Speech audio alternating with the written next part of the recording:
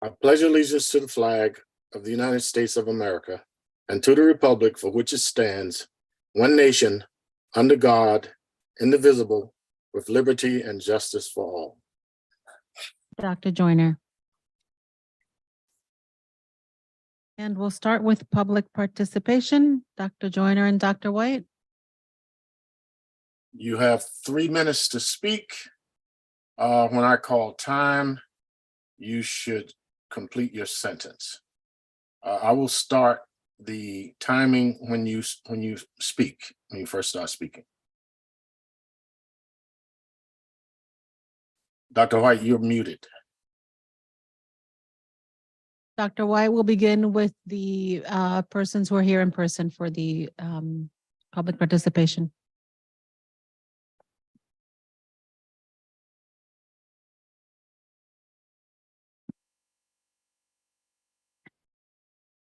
Good evening, everyone. Dr. White, Mayor Elicker, the members of the board. I am Marianne Maloney. I'm Chief Steward of the New Haven Federation of Teachers. I am currently a math teacher at New Haven Academy.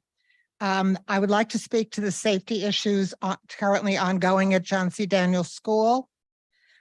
Problems we currently face at Daniels, and we do face them together as we all work to serve our teachers and our children, are not long-lived and are not insurmountable. 3 of my granddaughters attended JCD. They left functionally fluid in Spanish, which is amazing, and thank you so much for that gift. The girls attended pre-COVID and under the leadership of Gina Wells, whose sterling reputation may be recalled by many of those present today. None of the facilities that we currently decry are new to their locations. That their locations are not ideal for JCD is unarguable. What changed as a result of COVID closed schools is that the school campus became an available open space. And like any other vacuum, it invited population. The population who filled the void is not compatible with a school campus. What we are asking this evening is that you recall the vision you had for our schools when you made your commitment to the board.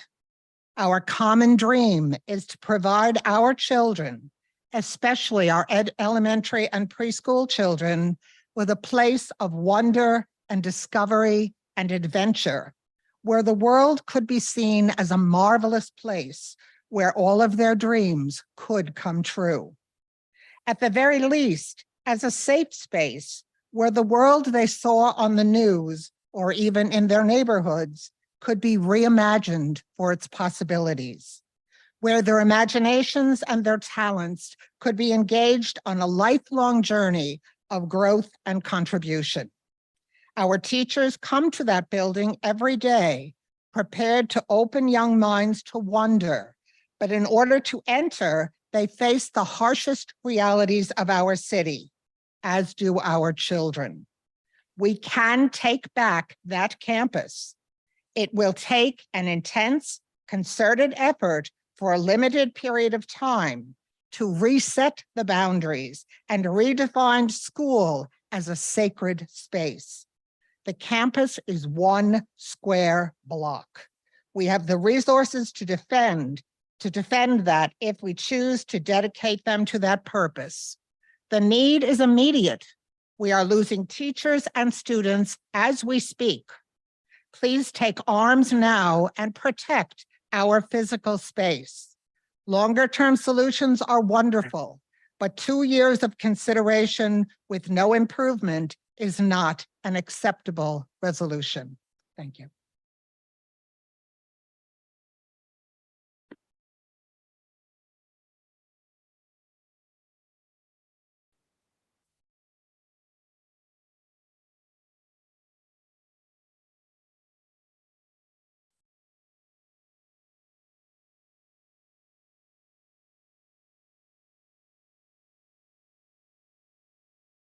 Hello, my name is Youngin Kim, and I'm a senior at Wilbur-Cross High School, as well as a member of the New Haven Climate Movement. And today, members of the New Haven Climate Movement are here to to ask about the progress on the Board of Education Climate Emergency Resolution, which was passed last September through the board.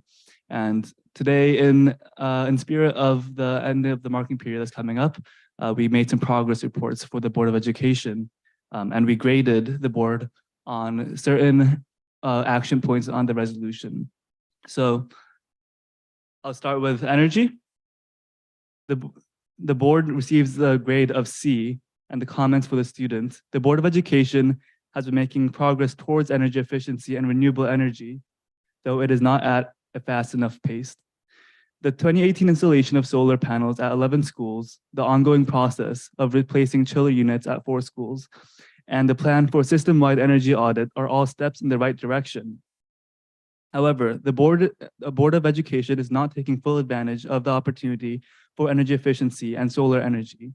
They seem to be stretched thin for time and energy to devote towards energy projects, and they also seem to be lacking funding. The board can improve the grade by hiring a grant writer to take advantage of state and federal funds for energy efficiency and renewables funding, as well as hiring an energy coordinator to plan, fund, and implement future energy-related projects. The second subject is transportation, and the board also receives a grade of C. The Board of Education has displayed difficulties focusing during class and is regularly zoned out during class discussions about reducing energy emissions from diesel-fueled school buses. Their historic apathy has negatively impacted those around them by polluting the air in New Haven and increasing the risk of asthma due to noxious emissions, especially their more vulnerable peers. When pulled out to discuss their behavior, the Board of Ed promised to do better in the future, switching to electric school buses, which reduce negative health and environmental risks of current school buses, but as of now has not put their words into constructive action. The Board of Education has also been disinterested in the well-being of their peers when it comes to promoting other fossil-free methods of healthy transportation. They can strive to improve their grade by hiring a transportation coordinator that will be in charge of providing carpooling resources to NHPS families, offering bike education in schools, and coordinating a district-wide Safe Routes to Schools program. They can also achieve academic growth by showing more concern for their classmates, providing free bus passes to all NHPS students who need it. Thank you.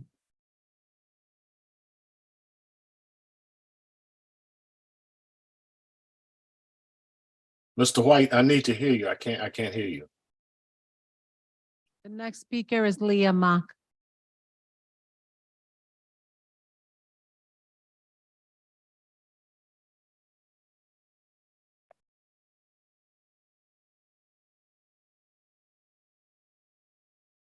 You should begin speaking. Good evening. My name is Leah Mock. I'm a junior at ESIMS, and I'm also a member of the New Haven Climate Movement. I'll be similarly reporting on the Board of Education's progress with regard to climate education and waste. So with regard to climate education, we graded the Board of Education a C, and the comments for the student were that while NHPS follows state science standards for teaching climate change in science classes, students report not being taught enough about climate change. Curriculum supervisors have made some headway in writing new lesson plans, but more work needs to be done to complete a solid integration of public health and climate education in the schools.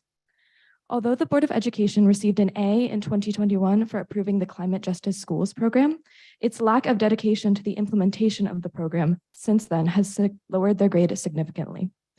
In order to improve this grade, a climate education coordinator, should be hired to oversee curriculum updates and run the Climate Justice Schools program. With regard to waste, the Board of Education received a D, and the comments for the student were that NHPS falls behind their peers in its waste management strategies, given its lack of a recycling program and tons of food waste.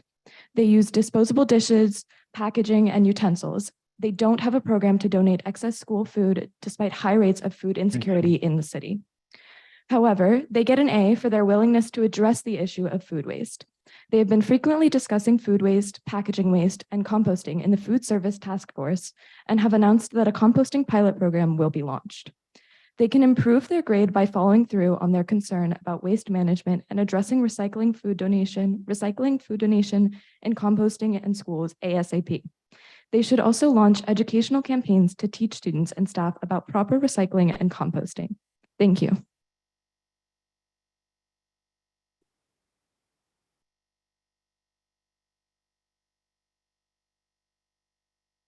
The next speaker is Tanzin Udon.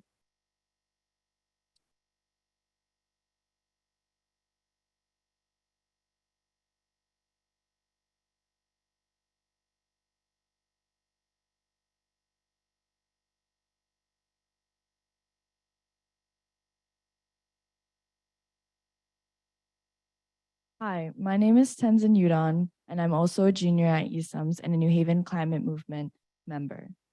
Today, I'll be reporting on the funding for the climate, and we rated this a D.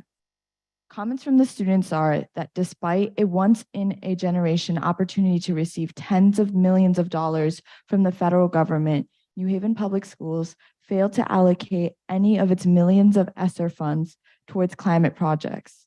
They recently obtained a non-permanent sustainability coordinator, but the district needs to be more staff time and energy to address this crisis. The BOE can improve their grade by hiring an energy coordinator, a climate education coordinator, and a grant writer.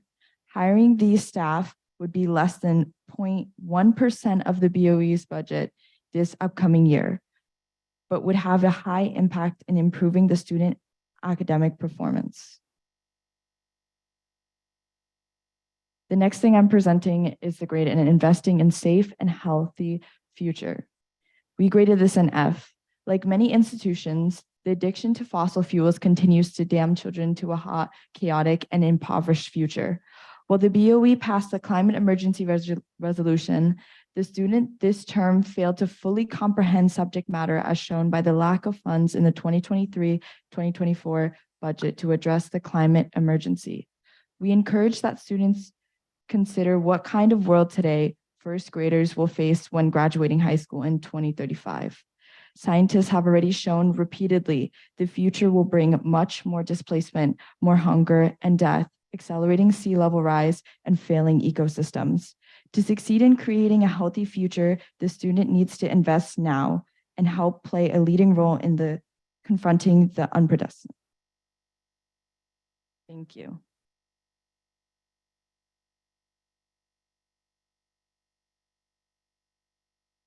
Our next speaker is Ashley Stockton.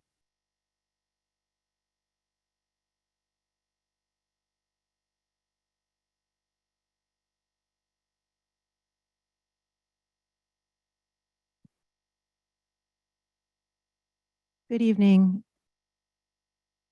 Sorry, trying to get this in a good spot. I am a parent of two New Haven Public School children, a resident in the city and a teacher in the city. And my purpose for speaking tonight is to ask a policy question of this board. I hope that we can all agree that good policy can bring clarity, it can set expectations, it can prevent confusion, and good policy can also give rise to equity because good policy, when implemented consistently, creates more fair circumstances for all. I know I've experienced a lot of confusion this year, and so forgive me if I get anything wrong here, but regarding what happened at Catherine Brennan, I know Mr. Goldson has asked about this several times. My understanding is that kids at Catherine Brennan were given the option to go to other middle schools because there weren't teachers for them at their school. And I just ask that as we look forward to the next school year, before the year starts, before it's the 11th hour, policy is created now for all middle school students so that regardless of if they're at Brennan and it becomes an emergency situation, we can prevent that by having policy that determines when New Haven Public Schools offers kids the opportunity to go to middle school where they have teachers. So I just want to ask a couple questions that would apply to all middle schools. What percentage of teachers must be, or teaching positions must be vacant in a middle school team before kids are given the opportunity to transfer out? Is it 50%? Is it 75%? Or is it 100%? How many teachers do they not have to have before they can leave? Will their families be notified if they don't have a teacher? Day one, day two, day three, how many teachers, when the teachers change, when they're subs? And what's the timeline? How long do kids have to go to school with no teachers before they're given the opportunity to transfer to another school? Again, looking at what happened for the kids at Brennan, it seems that should happen for all kids. And it's the responsibility of the district and this board to provide kids with access to their curriculum, instruction, and assessment.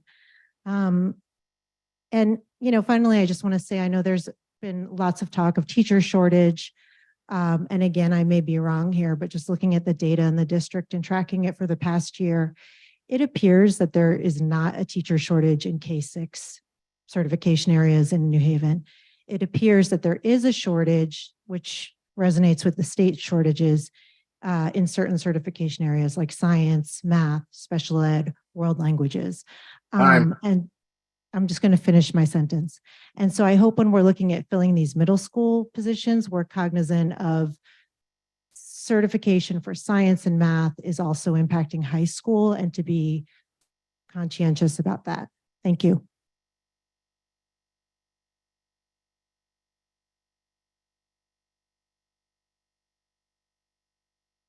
Right now, we have 2 online. First speaker, please state your full name when you come on. Jane, you may speak.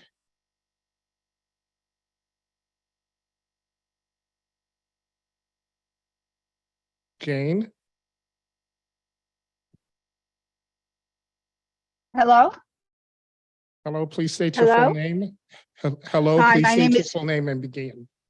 Okay, my name is Jane Roth, and before you start timing me, I just wanted to tell you I was on my way to the meeting in person, and I'm currently pulled to the side of the road waiting for AAA because I have a flat tire. So anyway,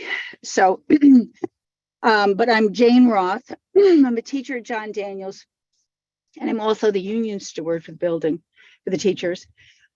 Sadly, drug addiction and homelessness exists in crisis proportion throughout the country, and New Haven is no different. The JCD community is greatly impacted by the domino effect of this crisis. 2 years ago, a 4-page email with an additional 4 pages of pictures was sent to the Board of Ed, Dr. Tracy, the mayor, and the heads of most of the city departments, including the police. The email chronicled in great detail the hazardous and safety concerns the JCD community had been experiencing between 2019 and 2021. For instance, staff cars being broken into, staff finding people overdosing in the parking lot, people camping out in our parking lot. Someone attempted to rob one of the bus drivers upon his arrival for dismissal. One of the most egregious conditions that still exists today is that our building manager, who arrives at 7 a.m., in order to ensure safe entry for students and staff, he must clear the area surrounding the school of syringes and other drug paraphernalia. He also cleans the area, which is used as a public toilet, of human waste and urine. Very little was done, and certainly nothing long-lasting since the email of 2 years ago. In March, a 2-page email was sent to Mrs. Connor, Mr. Finley, Mr. Lamb, and the mayor. In this email, which also included pictures, more events were chronicled, including the afternoon that a Magnet parent came for a teachers' conference. As she was leaving the building, she nearly bumped into someone who was shooting up. That evening, the parent withdrew her child from New Haven Public Schools. About 2 weeks ago, Leslie Blatteau, our union president, asked Sean Madison, the mayor's chief of staff, for an update on Daniels. His response was, "We're working on it." About a week ago, our principal was talking with the mayor, and she also asked him for an update. The mayor's response, "We're working on it." After 2 years, the John C. Daniels community has earned and deserves a far better response than the cold, callous, indifferent response, "We're working on it." Thank you. And I also would like to thank Mr. Wilcox. We did receive your email, and we're grateful for your participation in trying to help us. Thank you. Our next speaker is Maxwell Commando.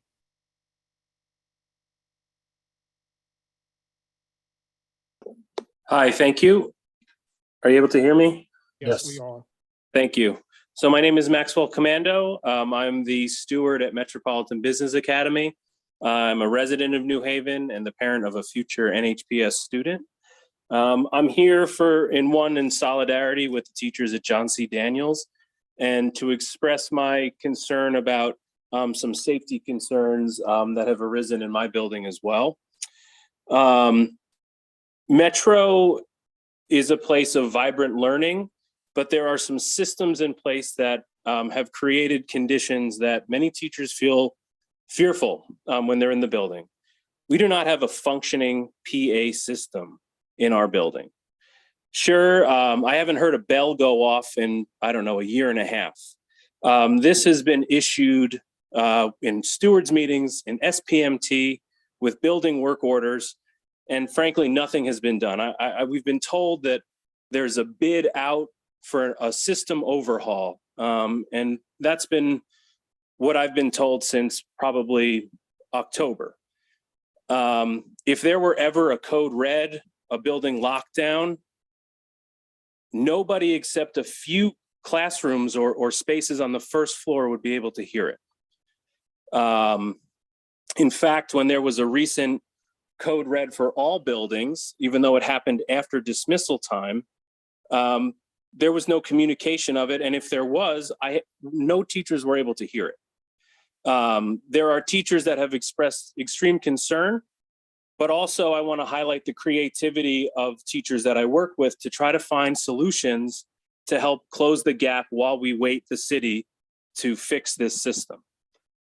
We've created remind alerts, we've created email chains, but the fact of the matter is these are still insufficient in a moment of crisis. And I just want to raise this to the board, raise this to the issue to the mayor, that in a moment of extreme chaos and crisis, there are people who would not be able to receive the information that they need to stay safe, and more importantly, to keep the children that we teach safe. So I want to thank you for your time, and I welcome any other information that you guys might need about our systems, but that's it for me tonight. I appreciate you. Thank you. Our next speaker is Kristen. Please state your full name when you come on. Hello. This is, you can hear me, right? Yep. Hi, this is Kirsten Hopes McFadden. How are you all doing?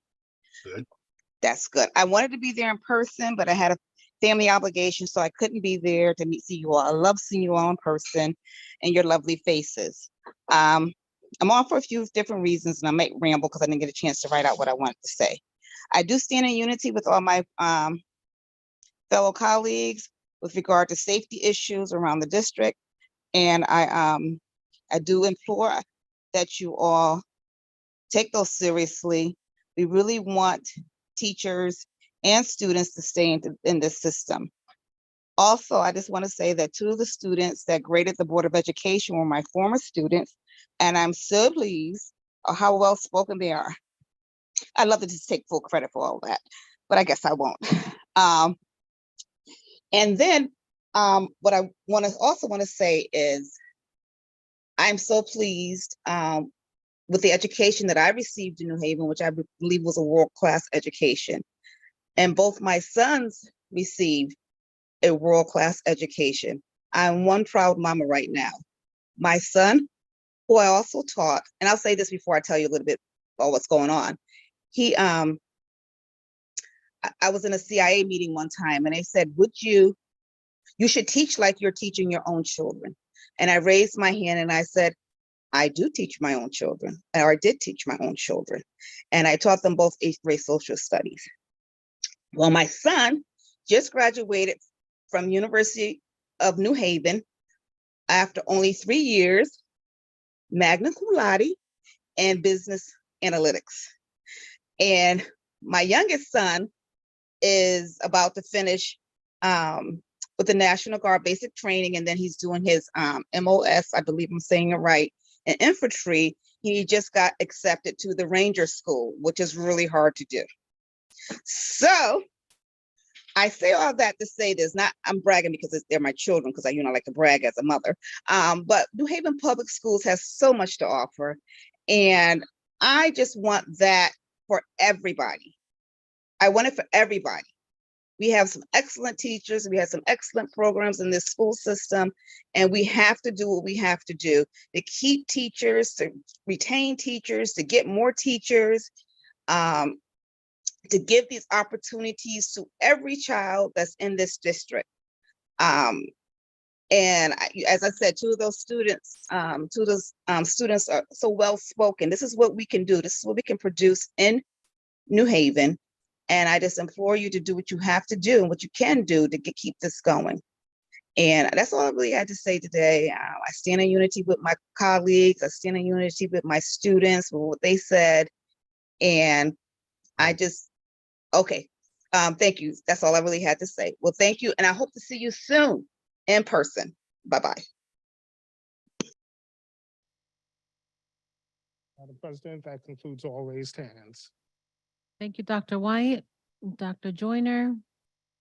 We'll move on to the next item, which is the approvals of the board meeting minutes. Mr. Bolton. Thank you, Madam. Thank you, Madam President. Just wanted to say two quick things. I know we normally don't respond to folks that do public comment. I don't plan to respond to them, but I would like to say that one, I was very impressed with the students' presentation. It was actually sobering to hear our grades and to hear what we're not doing well. And I like to hear more about the climate report. I'm looking forward to hearing the climate report this evening, and I hope they continue to keep us on our toes so that we do the right thing here.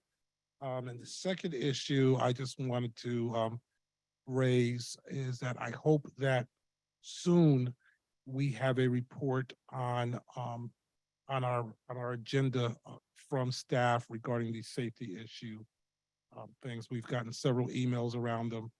I haven't heard an official response around it, and I like to hear that eventually. Thank you, Madam President.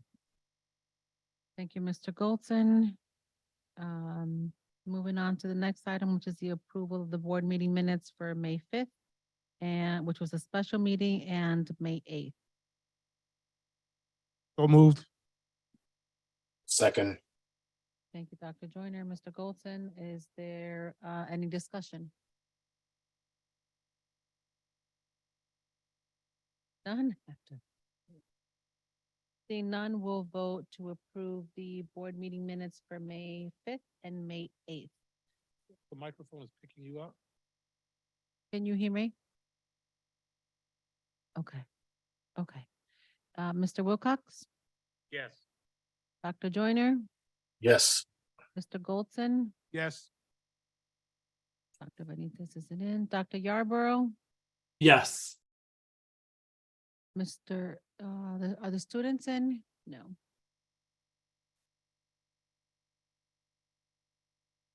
Mayor Elicker? Yes. And I'm a yes as well. And so the meeting minutes passed. Next item, personnel report, Ms. Red Hannons. Good evening, everyone. I bring before you on Dr. Tracy's behalf the personnel report. You will note that we are hiring teachers for the upcoming school year, as well as other staff, including paraprofessionals, for your approval. Their motion to approve the Mr. Wilcox. Yes, thank you. I move we approve the action items of the superintendent's personnel report. Second. Wilcox, Dr. Joyner, any discussion? None, we'll vote to approve the action items of the personnel report. Mr. Wilcox, Yes. Dr. Joyner, Yes. Dr. Yarborough, Yes. Mr. Goldson, Yes. Mayor Elicker, and I am a yes as well. Items passed. Did you want to say anything about any of the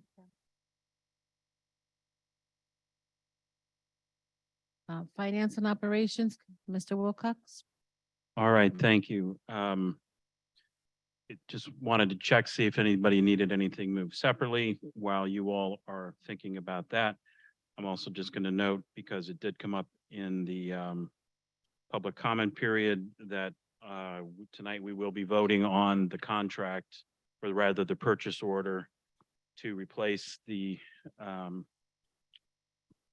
clock and bell upgrades for not only Metropolitan Business Academy, which was mentioned, but also tonight for Cross and Hill House. So we're moved beyond the bid phase and into the, the award. I think this is through state contracts. So these are on for, my understanding is, summer upgrades or replacements or repair to those systems. So go ahead and make the motion here. I move that we approve the 1 abstract, the 8 agreements, the 2 contracts, and the 4 purchase orders as recommended by the Finance and Operations Committee. Second. Mr. Wilcox, Dr. Yarborough, any discussion? None, we'll vote on the F&O items. Mr. Wilcox? Yes. Dr. Yarborough, Yes. Dr. Joyner, Yes. Mr. Goldson, Yes. Mayor Elicker? I am a yes as well, and so those items pass.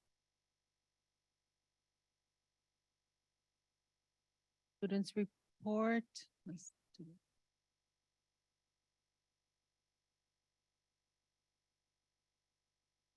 Yes, thank you.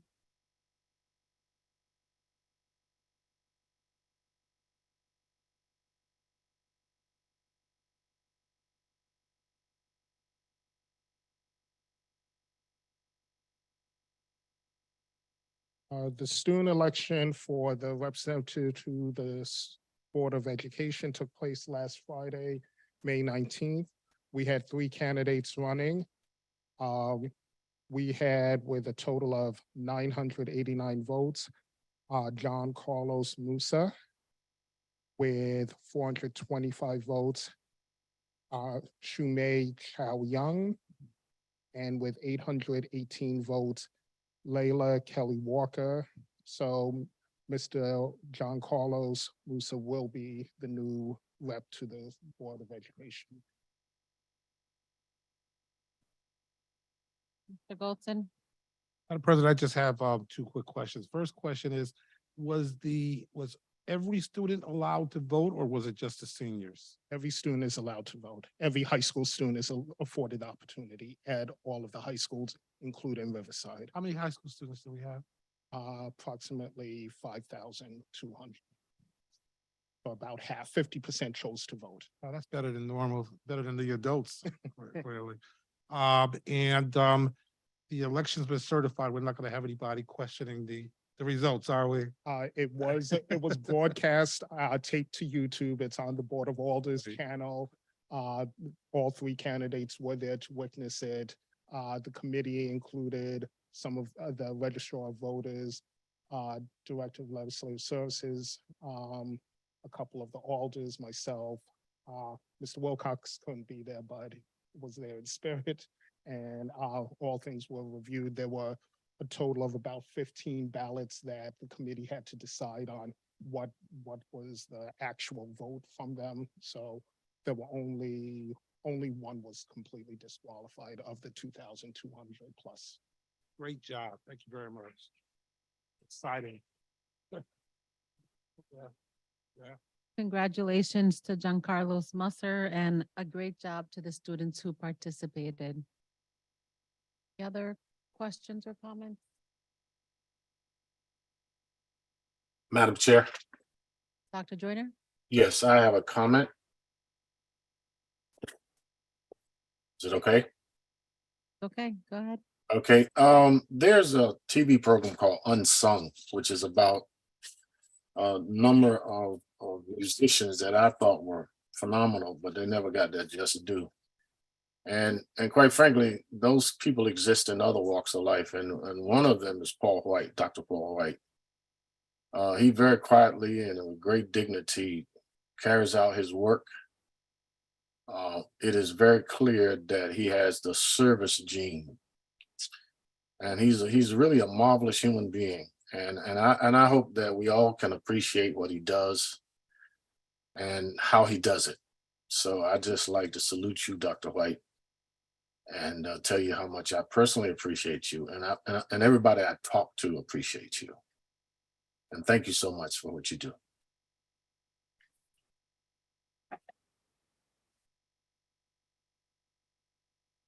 Thank you, Dr. Joyner. Teaching and learning report, Dr. Joyner. Okay, one of the things we do in organization development is we talk about what's going well, what's not, and what's next. So I like to start out by talking about what's going well. I had a wonderful experience last week at Davis School at the field. It was called Popsicles for Pops. And I have never seen that many young men of color in one place in a long time. I hadn't seen that in a long time. And the field was full of young fathers. Some of them actually work for the system, and their young children. And before that, I think they had Donuts for Divas. No, Donuts for Dudes, and that was inside. But those are the kinds of things that contribute to our school climate. And to see how those children acted around their parents, their fathers especially, was a joy for me. We look forward to a literacy report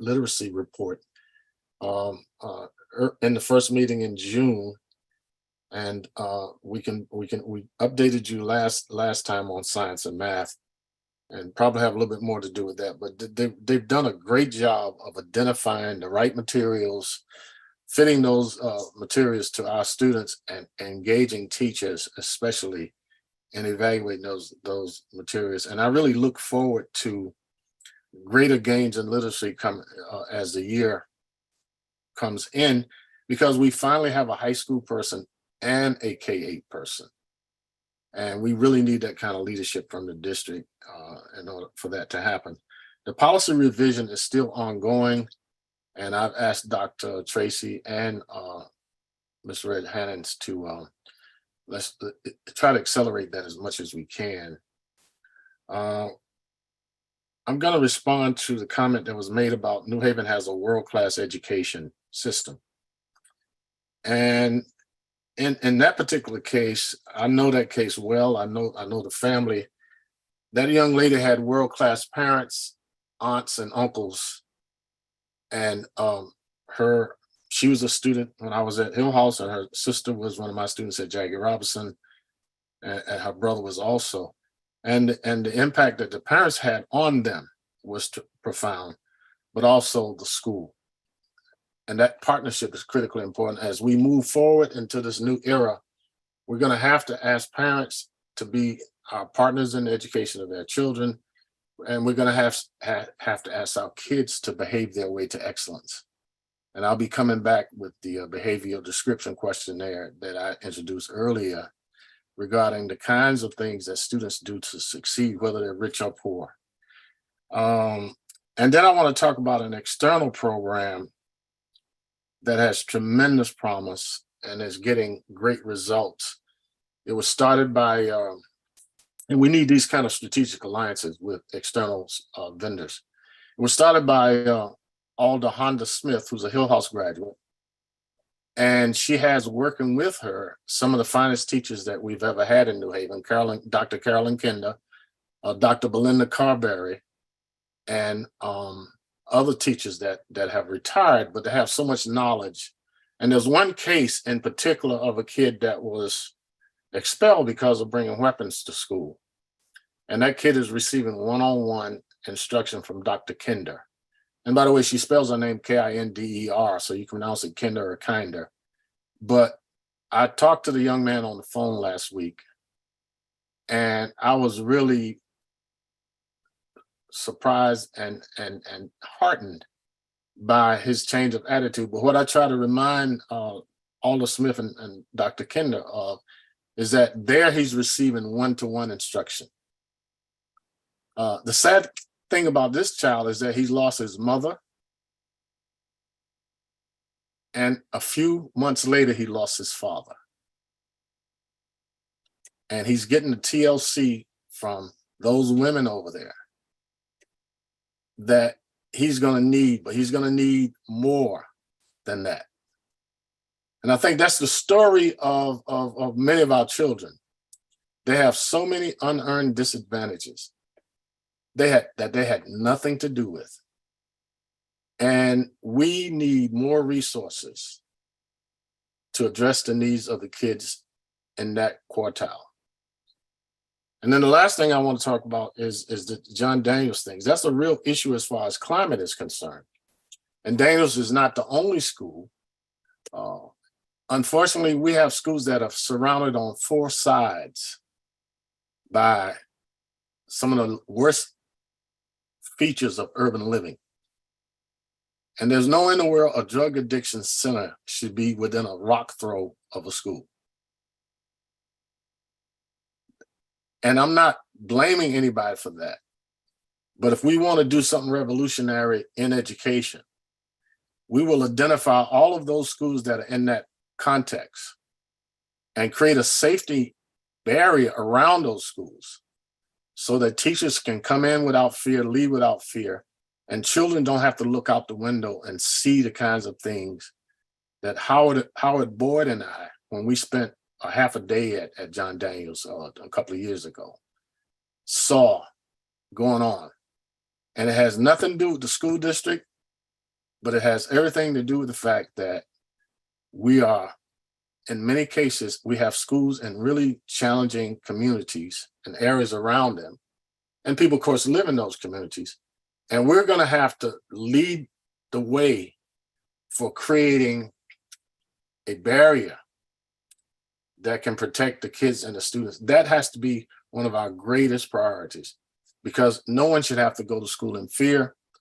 No child should have to look out the window and see some of the things that you would see in some of the spaces that our children are educated in. And we're not going to do any good by pointing fingers and making this a big political issue. We're going to have to come together as a community and say that we're not going to have it. We're not going to allow this kind of nonsense to happen around our children.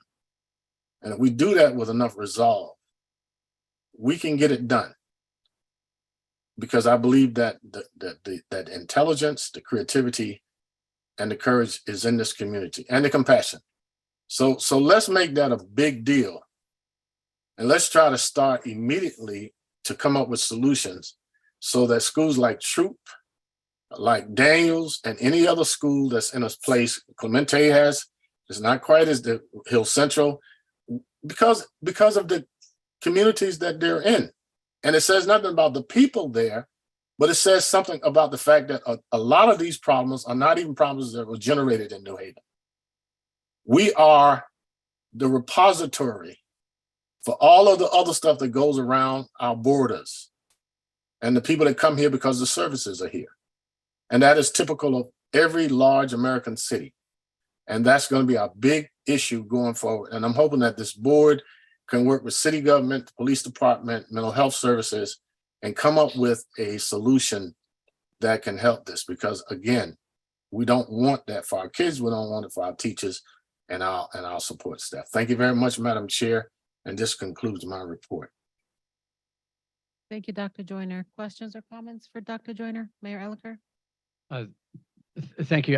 I'm glad Dr. Joyner raised the issue of John C. Daniels School and that the number of individuals shared their concerns about John C. Daniels School, which we share as well and have been working very hard to address for many years now. The city, myself, Tom Lamb, and other representatives from many different departments walked the site going on a year and a half ago, identified many areas that we could improve. The city paid for the installation of the fence that separates the field from the school itself. And through my conversations with the principal, that has improved. We've seen people breach the fence multiple times and have worked very hard to fix the fence. I was communicating with the principal just 2 weeks ago about mowing the fields, which we took care of immediately after the principal reached out to me about it. We were communicating, Mr. Lamb and I, just last week about raising the fence around the alcove area where people have been sleeping in, because while the fence is locked and we've installed additional cameras and lighting, people can still get over the fencing areas. So we're looking at raising the fence. I do think it's important to underscore that there are people that are struggling very much in our community. And it's important for us to provide more services to them. And we have work to do so with Elm City Compass, and we'll be expanding the hours of Elm City Compass. We are also in conversations with APTS about relocating the methadone treatment on that site to a more appropriate site, because I think we all can agree that around a elementary school is not the best site for APT services. APT does own the building, and so we can't just tell APT to leave. However, I think we all can agree that there are more appropriate sites that aren't on top of residential area and adjacent to the school. And finally, we've been in very regular conversations with Sergeant Sander, the district manager. And typically there's police presence now, and has been for about 1.5 years since we originally started working on this issue at pickup and drop off time. We do need to continue working on this issue. It is not fair to staff and students that they're impacted by these challenges. These challenges are difficult and have existed for many years. We want to work together to respond to them. We work very, very hard on those, and we'll continue to do so. Thank you.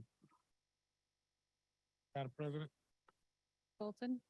Thank you, Madam President. I thought we were going to have this conversation at some future board meeting, but since it's been raised, I'd like to make sure on the record some of the issues that were raised in the letters to us are on the record and addressed. You know, I understand the mayor's comments and Dr. Joyner's comments about not assigning blame, particularly to this school system, since a lot of this stuff is happening from outside of the school system. Teachers and students are still finding syringes around that building. That means we need to have a bigger and better and more focused presence there as a police force.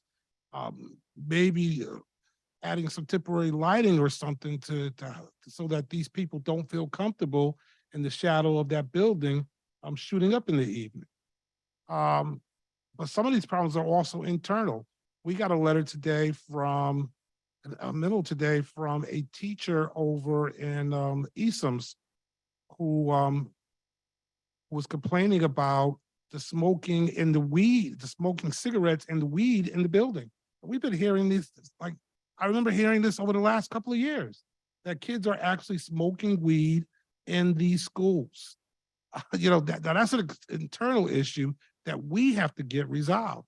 We had a student on this board several years ago, a young lady who went to Sound School, who complained about the rampant drug use at Sound School.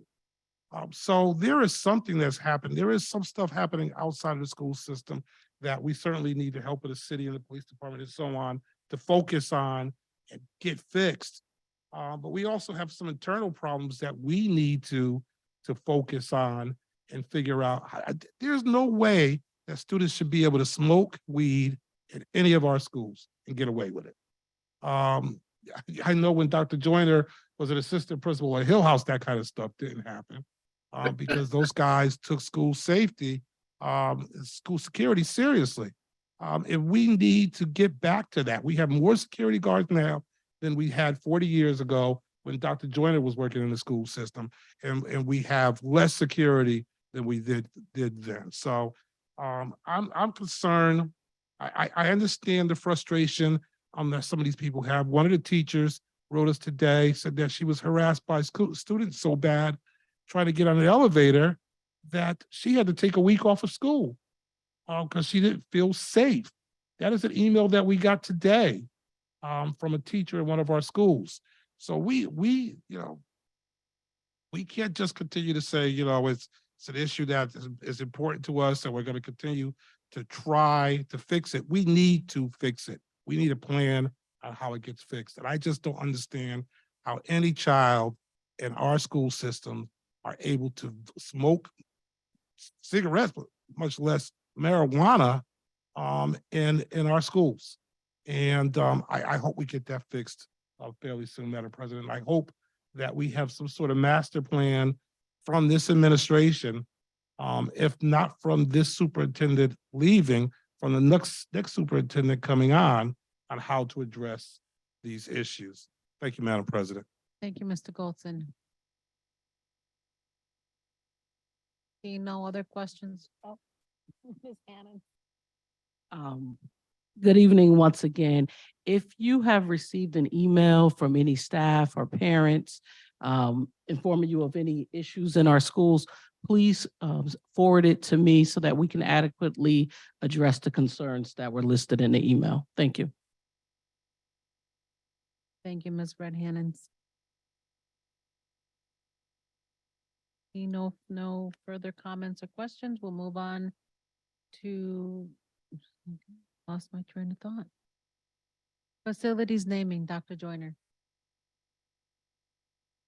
We are, Tiffany Jackson and I are working on trying to get something together to name the media center at Robinson after Dr. Tracy. And they were out on, I guess they were at a conference last week. So we talked about it briefly on the phone, but that's forthcoming. And I'm a little concerned about the Lonnie Garris issue because I haven't heard from anybody. And the burden of responsibility on doing that is on the people that make a proposal. It's not something that I do. And so that's a concern, but I'm going to reach out to the point person and see where that is, because I don't like loose ends as far as that's concerned. Thank you, Dr. Joyner. Questions or comments for Dr. Joyner? Okay. Seeing none, we'll move on to the superintendent's report. Ms. Red Hannons. We have several reports this evening. The only update I want to give is summer school will run from June 28th to July 28th. Notification has gone out to our families. We'll send repeated notifications as well. The application is also posted on our website. We're running at 12 schools for our K-7 program. And then all of our high schools will also offer programming. We can provide a more comprehensive report if that is the desire of the board at our next board meeting, but summer school will run June 28th to July 28th. With that said, Dr. White, can you promote Dr. Baker so we can have a report on school climate? Thank you. This is our school climate presentation. As you know, every year we offer a survey to our families and to our students to understand where we are, how folks feel about our system. You talked earlier today around some safety concerns. And so those questions are addressed through our survey. And so we've asked our partner from Panorama to present to the board to tell you the results of our survey this year. Is Dr. Baker on? Yes, I'm on. Okay, Dr. Baker. Yes, okay. Thank you so much. Good evening, board members, mayor, and everyone in the audience. And so let's see, Mr. Albert Lee is also on. He's from Panorama. And so between the two of us, we will discuss the results of this climate survey. Thank you so much, Dr. Baker. Madam President, Mayor Elicker, honorable members of the board, and members of the New Haven school community. My name is Albert Lee. I have the honor for the second time of presenting to you on the school climate and culture survey. We last presented to you all in May regarding our plans for the 2023 survey, and we're here again to present to you some of the insights, results, and next steps coming out of that survey. So just a quick overview of what we'll be going through today. We'll be giving just an introduction and a recap of the survey design and how it was set up, recapping the alignment to New Haven strategic plan, some of the key insights from this year's data and next steps, and opening to any questions that you all may have. So a little bit of a recap in terms of our survey. Each year we survey the three main stakeholder groups.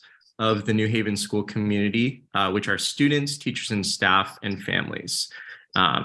We typically aim for as much alignment across these topics as possible so that we can gauge differences in student, staff, and family perception across the same topics such as climate, culture, and safety. So I won't go into these in detail. This will be shared publicly with you all, but we'll be diving into some of the key focus areas for the board and for the district. And so as you all may recall, the survey was designed to align to the priority areas of the New Haven Public Schools strategic plan. So for each of the focus areas, the priority areas, safe school environment, social and emotional growth, equity and excellence, professional learning, as well as youth and family engagement, there are aligned survey topics to measure the impact in these areas.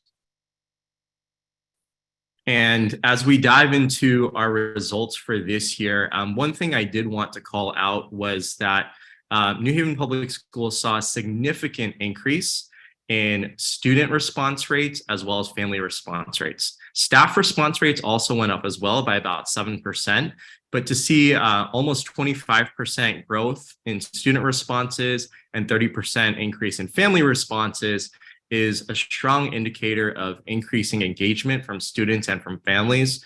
So definitely did want to offer our encouragement and our support for the district and school leaders who have been working tirelessly to get folks to take the survey. So Dr. Baker, I don't know if there's anything that you wanted to add around that on specific strategies that you all use to get folks engaged around the survey.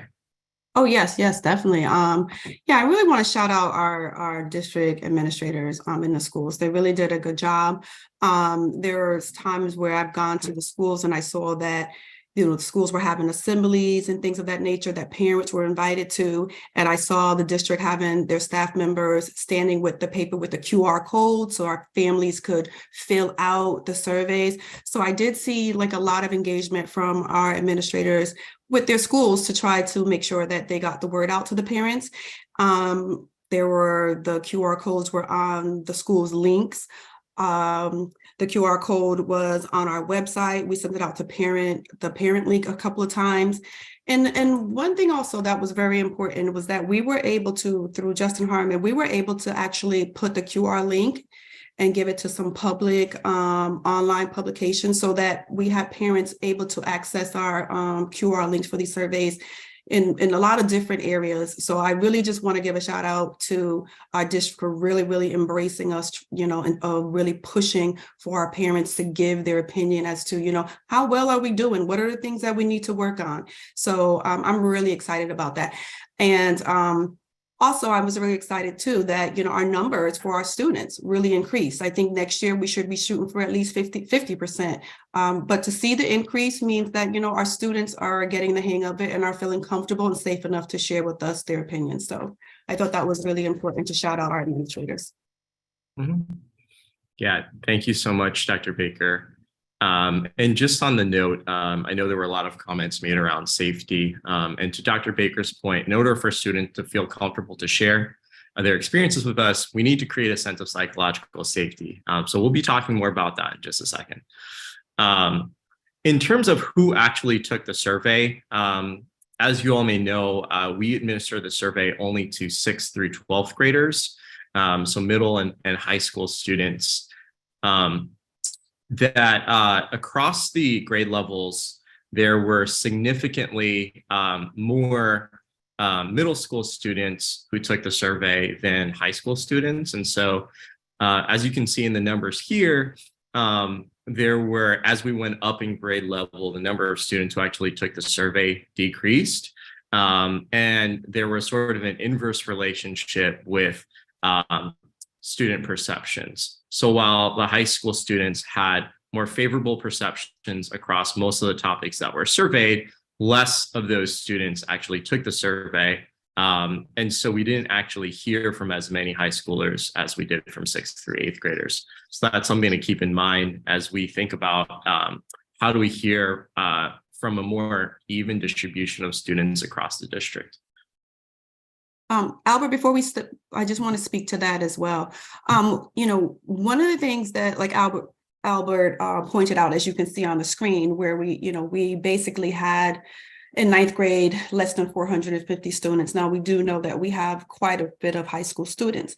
And I just want to let the board know that we've received some feedback from the students, and a lot of them said, our survey was maybe too long. So that's something that I'll be definitely speaking with the climate committee, as well as with the administrators of, talking, finding ways to shorten our survey, but not lose the fidelity of our survey, because we still need to be able to compare some of this data, but we do need to listen to our students as to why aren't they becoming engaged. And that is something that I just don't want you guys to think that I have not noticed or doesn't have on my list to say, we need to find out from our students, in our high school grades, why aren't you engaging? And so that is definitely on my list as a goal to find out. Absolutely. Thanks, Dr. Baker. So moving along to student perceptions of diversity and inclusion, this historically has been an area of strength for New Haven Public Schools. But even then, we actually saw growth from the previous year. So more than 3/4 of your students feel that schools are diverse, integrated, and fair. And so that's definitely something that we wanted to highlight. And then as we move into perceptions of school safety, we know that this is a topic that has generated a lot of conversations within the district.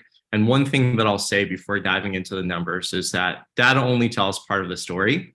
And as I mentioned earlier, we are only surveying 6th through 12th graders. So we're not hearing from our elementary school students in regards to school safety. And also that there are a lot of different aspects that factor into how students feel safe, and we are only asking about some of those aspects. So I didn't want to name that as we dig into the data. So overall, as a district, 86% of your students who are surveyed had favorable perceptions around school safety. So this was actually the same as last year. There was no change over time from spring of 2022. And as we dive into some of the particular questions that we asked during the past month of school on how many days did you not go to school because you felt you would be unsafe at school or on your way to or from school. So 83% of your students responded either 0 days or 1 day.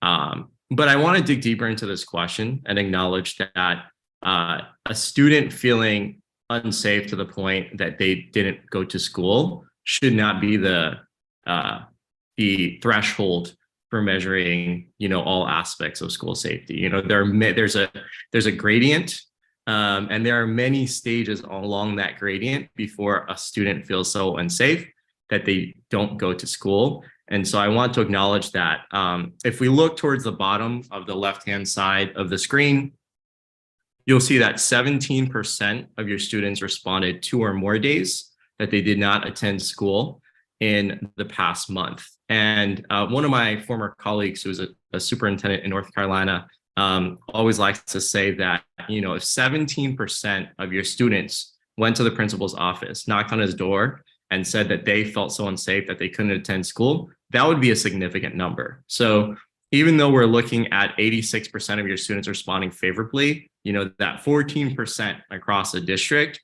that is not feeling that way, those are the voices that we need to pay attention to. Those are the voices that we need to understand how they're feeling. What are the steps that we can take in order to create an environment as caring adults in the buildings that's supportive of their growth and their learning.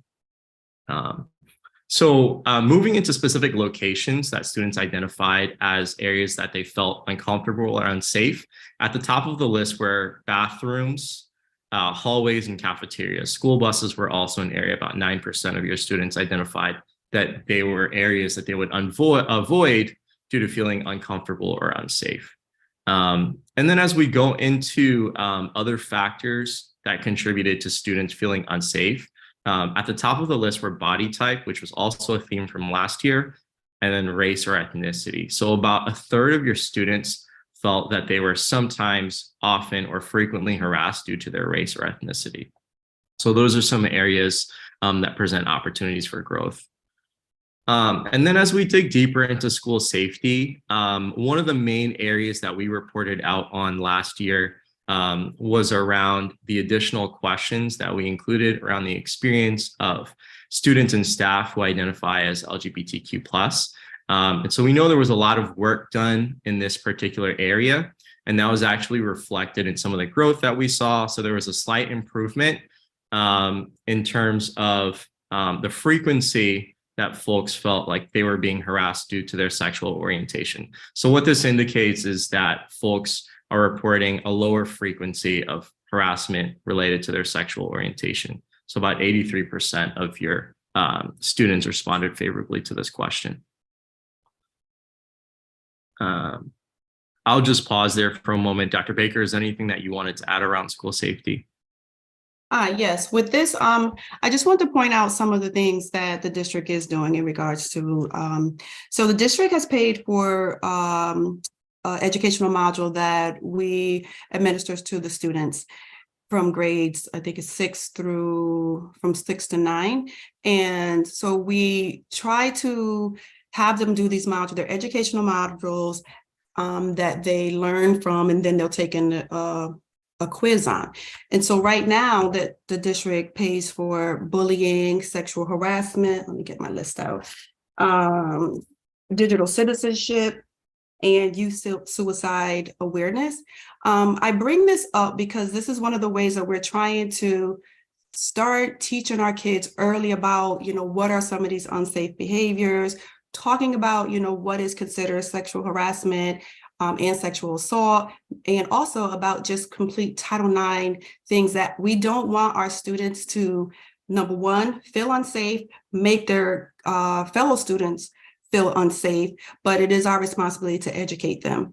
So in addition to the collection of educational modules that we're offering to our students, the district will be purchasing 2 additional modules, and they will deal with healthy relationships, resolving disagreements, active assailant preparedness, dating violence awareness, human traffic awareness, sexual abuse awareness, and depression.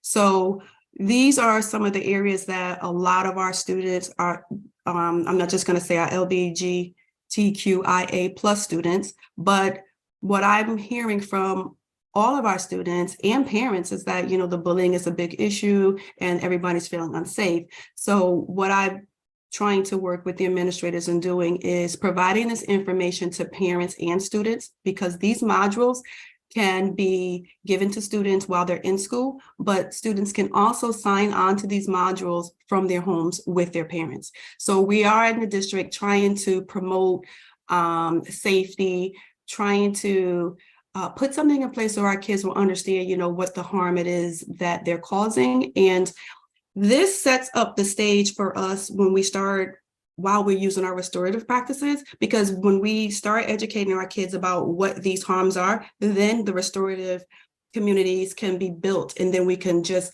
then start, implementing our restorative practices of circles.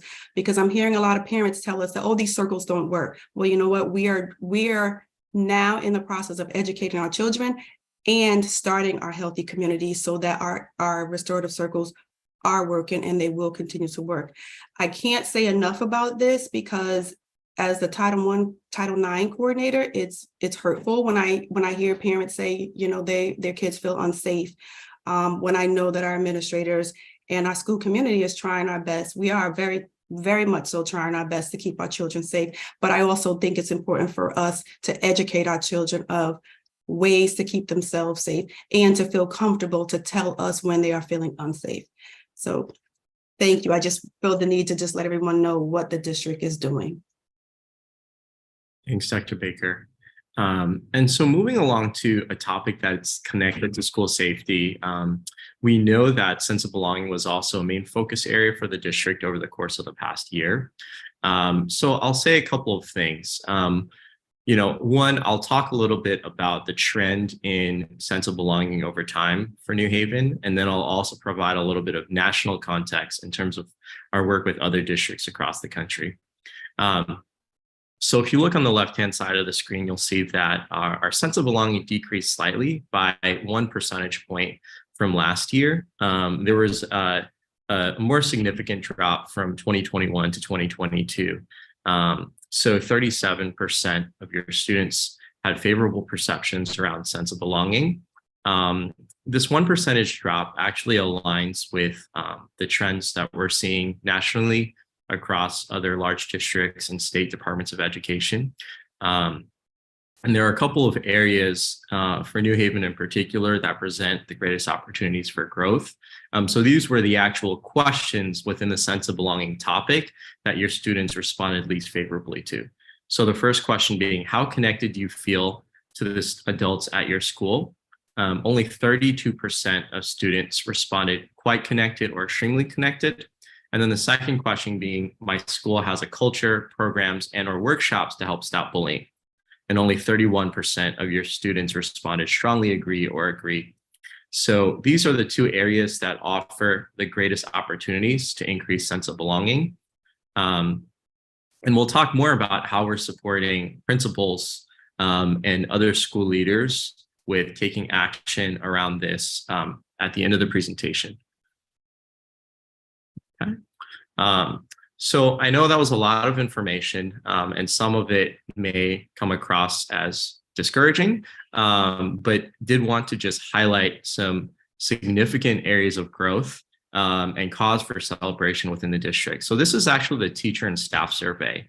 And so across all of the topics that were surveyed, except for one, your teachers demonstrated growth. And this is actually the opposite of the trends that we're seeing across the country. So for educating all students, belonging, cultural awareness and action, professional learning, feedback and coaching, and professional learning and about equity, your teachers and staff had more favorable perceptions than last year.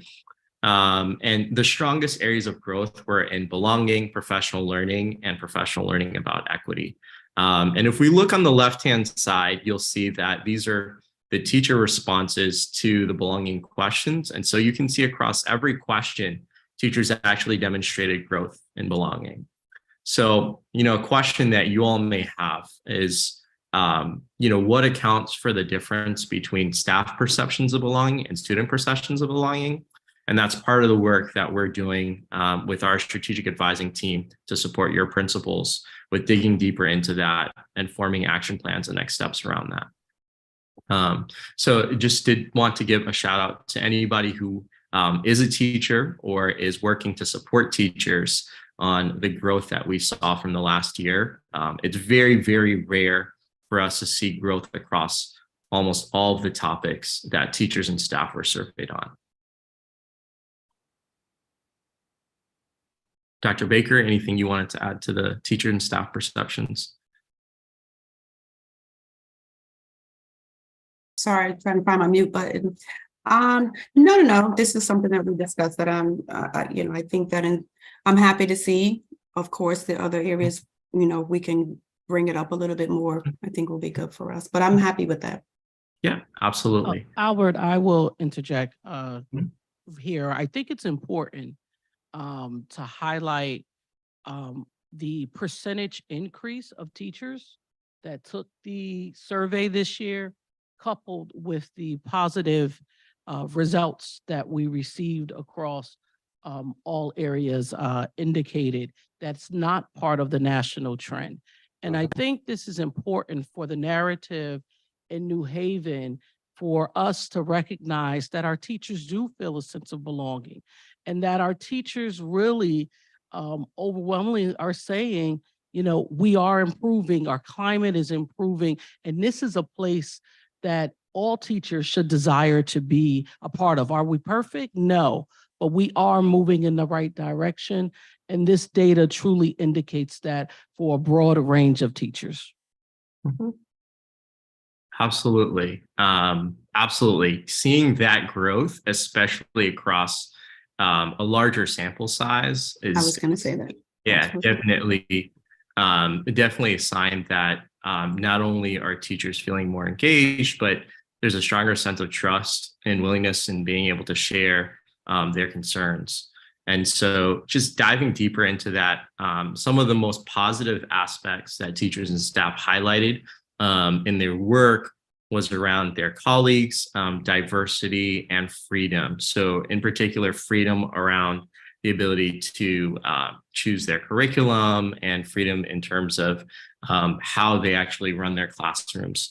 So I wanted to read some of the comments that teachers left. I think the principal and assistant principal are a good team. There's enough freedom in the curriculum, except for math and science, to create and evolve one's curriculum. Most staff are generally helpful and courteous, and some staff have been extremely supportive. I love working for my principal. He is helpful, amazing, caring, and just through conversations, I have learned a lot from him. I love working with my grade level partner and the SPED teachers because we collaborate and help each other. I think the teacher evaluation process is more stressful and more of a logistical process than anything. I like the diversity of the students and the opportunity to teach what and how I want to. I have the freedom to explore new content and teaching strategies. Albert, before I'm sorry. Go ahead. No, I just wanted to address what Ms. Hannah said. And it is important that we talk about that because last year, Keisha, we actually had 883 teachers that participated. This year we were up 946. So it is important to highlight the fact that our teachers are engaging. Absolutely. Thanks, Dr. Baker.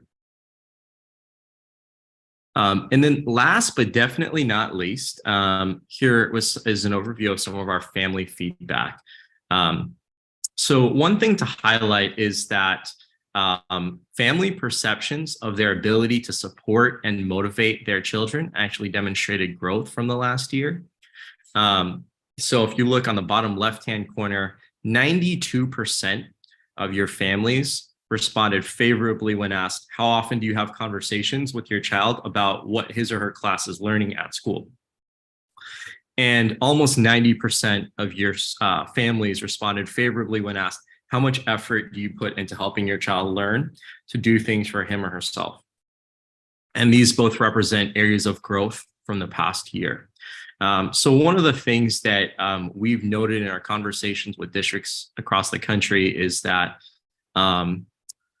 districts are noticing similar trends, perhaps, and this is something that our research team is still looking into as a result of families taking on a greater role of educating students at home during the course of the pandemic. They feel more strongly about their ability to support students, even though students are back in schools. But this is something to definitely highlight as you have conversations with your staff, as you have conversations with your family and community members around how folks are feeling around supporting their students and what more can we do as a district to facilitate that support, to provide families with resources, to provide families with information on how they can continue to support and motivate their children, and also to find areas where they need help, where they're not able to support their children, and where can we as the caring adults step in. There were some declines that were recorded in school climate.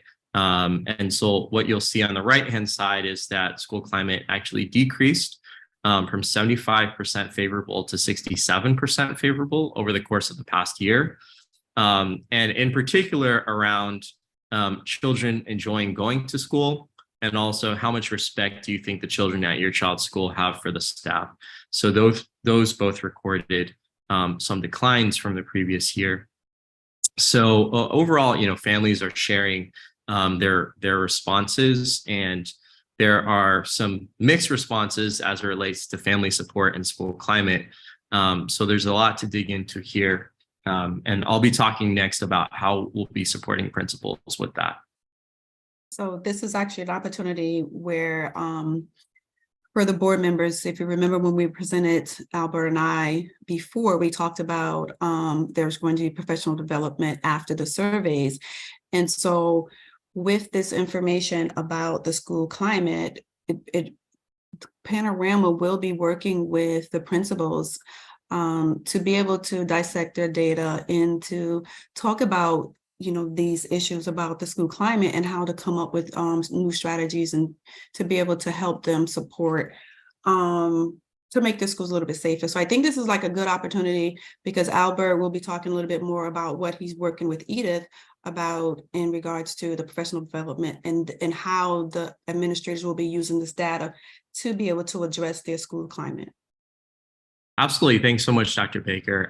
So if you all recall, when we last met in December, we talked about the process of planning the survey, training folks on administering the survey, sharing the key themes and insights with the cabinet. And we're currently in the phase of supporting principals and their leadership teams through coaching consultations. And I'll go into more of that, what that entails in a second.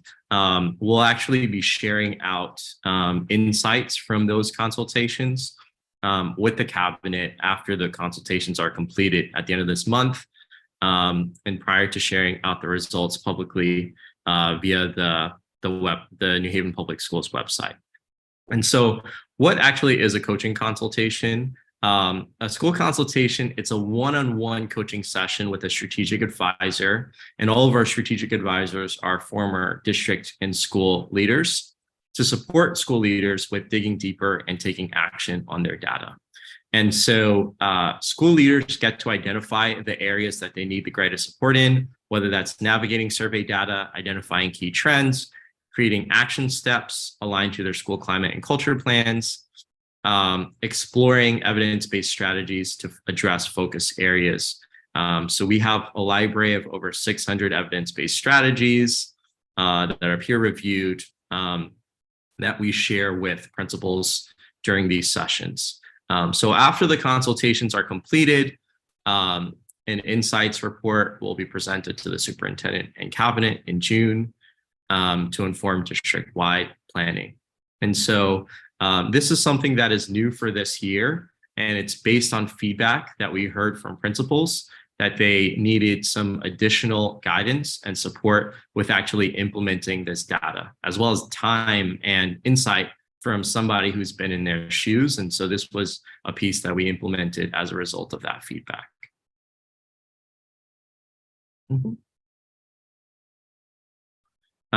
And so just in summary, while response rates increased significantly, there was less representation of high school students. Teachers demonstrated growth across almost all of the topics that they were surveyed on and really value freedom, diversity, and their colleagues. While schools are generally perceived as safe, some students feel targeted due to their race, ethnicity, body type, and gender expression. Increasing student sense of belonging remains a top priority for the district, and family perceptions of their ability to support and motivate their children grew, but their perceptions of school climate and school fit declined. If anyone has any questions, here are the contact information for myself, Dr. Baker, and Edith. And we're happy to answer any questions that folks may have about the survey. And we look forward to our next opportunity to present our results and our action steps and progress that we've made towards the goals that have been identified. Thanks, Albert. Thank you all for so the much. presentation. Thank Mhm. you. Questions or comments? Dr. Joyner, Mayor Elicker, and then Mr. Goldson. All right, I'm going to be as quick as I can. First of all, let me personally thank Albert Lee and Dr. Baker. I don't know if you guys know how valuable you are. You really are. We really appreciate the work that you do. The reason that I feel good, and I like to talk to you in greater depth, Dr. Baker, about some of these issues, because that's a great academic concern of mine. Okay. One of the things I like about this report is that it shows another side. It can be really demoralizing to only hear the negative. And this report is a collective description of what a large number of people perceive to be, rather than an individual that comes on and talks about issues regarding this and only give their opinion. The other thing too, I think we have to think about as we think about social climate in the school is that it's also influenced by the climate in the country. And kids are seeing things that kids didn't see years ago in terms of, if you look at what's happening with gun violence and all those other things. And in some ways, what we're trying to do in the Haven is give kids as much armor as we can. And I really appreciate that because they're going to need armor. The other part that we have to think about as professionals and as educators is that human beings are very delicate and they cannot check their emotions at the schoolhouse door.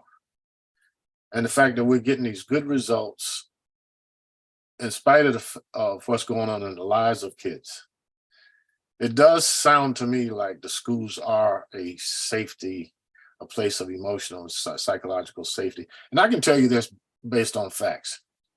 Some children that are gay or transgender are safer in school than they are in their own homes or in their own churches. And I'll just leave it at that. And I applaud our teachers and staff in the school for making those kids feel like that they count as human beings, that you have a right to live as a human being, no matter what. You have that right, and I appreciate that.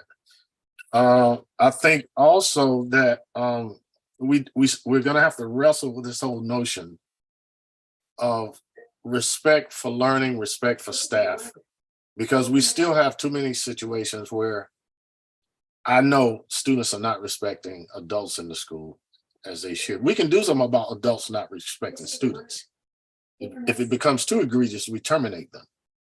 But there's a progressive discipline process for adults that do that. But we have too many situations where some of our staff members in the school are not given the respect that they deserve. I almost wish that we could do something that will have us understand how social media influences these issues, because I think social media has profound influence over it. And when it comes to the things that happen on social media that hurt children psycho-emotionally, that's something that parents have to monitor more. And if we work hand in hand, I think we can address some of those issues. But I can't say enough, Dr. Baker and Mr. Lee, about this work and how valuable it is. And I wish that the state would value this as much as they do test scores. Because quite frankly, you're going to get great academic achievement when people feel good about where they are and who they're working with, and they're treated with dignity and respect. So thank you again. I can't say enough. Words are not enough for me to say how much this is important and how much it is appreciated. Thank you, Dr. Joyner. Thank you, Dr. Joyner. Mayor Elicker? Thank you, Mr. Lee and Dr. Baker. The report is really helpful to give us more understanding of what's going on in our schools. I noticed that I think there's a couple of missing pages in our packet and on the online presentation.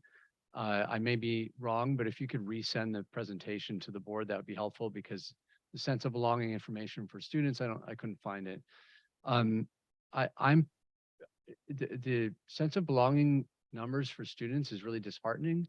And I wondered if you could explain a little bit more of your assessment of what's going on there, if you have any thoughts, and if you could describe exactly how you came up, like what the questions were that were asked to get to that number. First, Mayor Elicker, yes, I do apologize. It was just brought to my attention that you didn't have to update it, so I will get that to you as soon as possible. Albert, would you like to speak to this? I'm trying to find my page. Yeah, absolutely. I can share a little bit more in terms of the types of questions that were asked, and also just wanted to share with you a little bit of context in regards to how schools across the country are responding around this. So just as there was a 1 percentage point decrease for sense of belonging in New Haven from last year to this year, other large districts nationally also saw a 1% decrease in terms of sense of belonging. And then as we go into the specific types of questions that were asked, and we're happy to share this as well too. All of our content is actually available and open to the public. But some of the questions that were asked were around: how well do people at your school understand you as a person? How connected do you feel to the adults at your school? How much respect do students in your school show you? How much do you matter to others at the school? Overall, how much do you feel like you belong at your school? And my school has a culture, programs, and or workshops to help stop bullying. So those were the questions that were asked. And then the responses to those individual questions are actually averaged to form the overall sense of belonging score. Thank you. Thank you, Mayor Elicker. Mr. Goldson, thank you, Mayor Elicker. Thank you, Madam President. Thank you, Mr. Lee and Dr. Baker for your presentation. It was helpful to understanding on the climate. For me, it could be more helpful with some additional information. For instance, I would have liked to have known what the percentage of those who did not participate was. I mean, we have the numbers of people who participated, but we don't know out of what totals those were. So we can't get a sense of how many people participated and not. I think having at least 50% of our teachers not participate is important. It's an important number. I don't know the reasons why, but it may be because folks just didn't want to participate because they didn't think it was going to make a difference. So if that is I mean, we should have a clear understanding why people are participating. Same thing with the high school students. I think most kids who are participating are probably kids who are feeling comfortable about being in their schools and have a voice. The ones who are not participating are probably those that don't feel like they have a voice. And I think those are the ones I want to hear from more than anybody, because it's important to understand. I mean, it's important to attendance and everything else and achievement to find out why they don't want to tell us their opinions on some of these issues.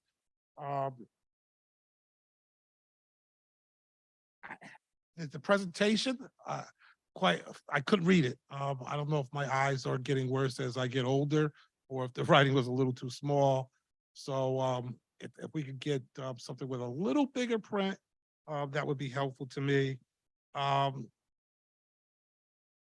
think the numbers that really stuck out to me was 24% of the students don't feel their schools are fair and diverse. I think finding out why those students felt that way is important. And what was most telling for me, and probably most disheartening, was the dramatic drop in the report about the parents reporting that their students don't enjoy school and don't respect the leadership in school. That's disheartening for me. I am a 60s, 70s child, and I was taught by my parents, and all of my friends were taught by our parents that teachers were as important as the parents were.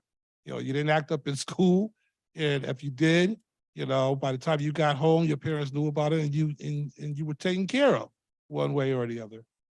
But now parents saying that that their children don't enjoy or respect. I mean, the respect is even more important than the enjoy for me. The people in their school buildings is concerning for me, because if that's coming from parents, then that means the students are telling their parents that, or indicating to their parents that, and that's a huge number, and that concerns me. So I would look, I thank you for the numbers.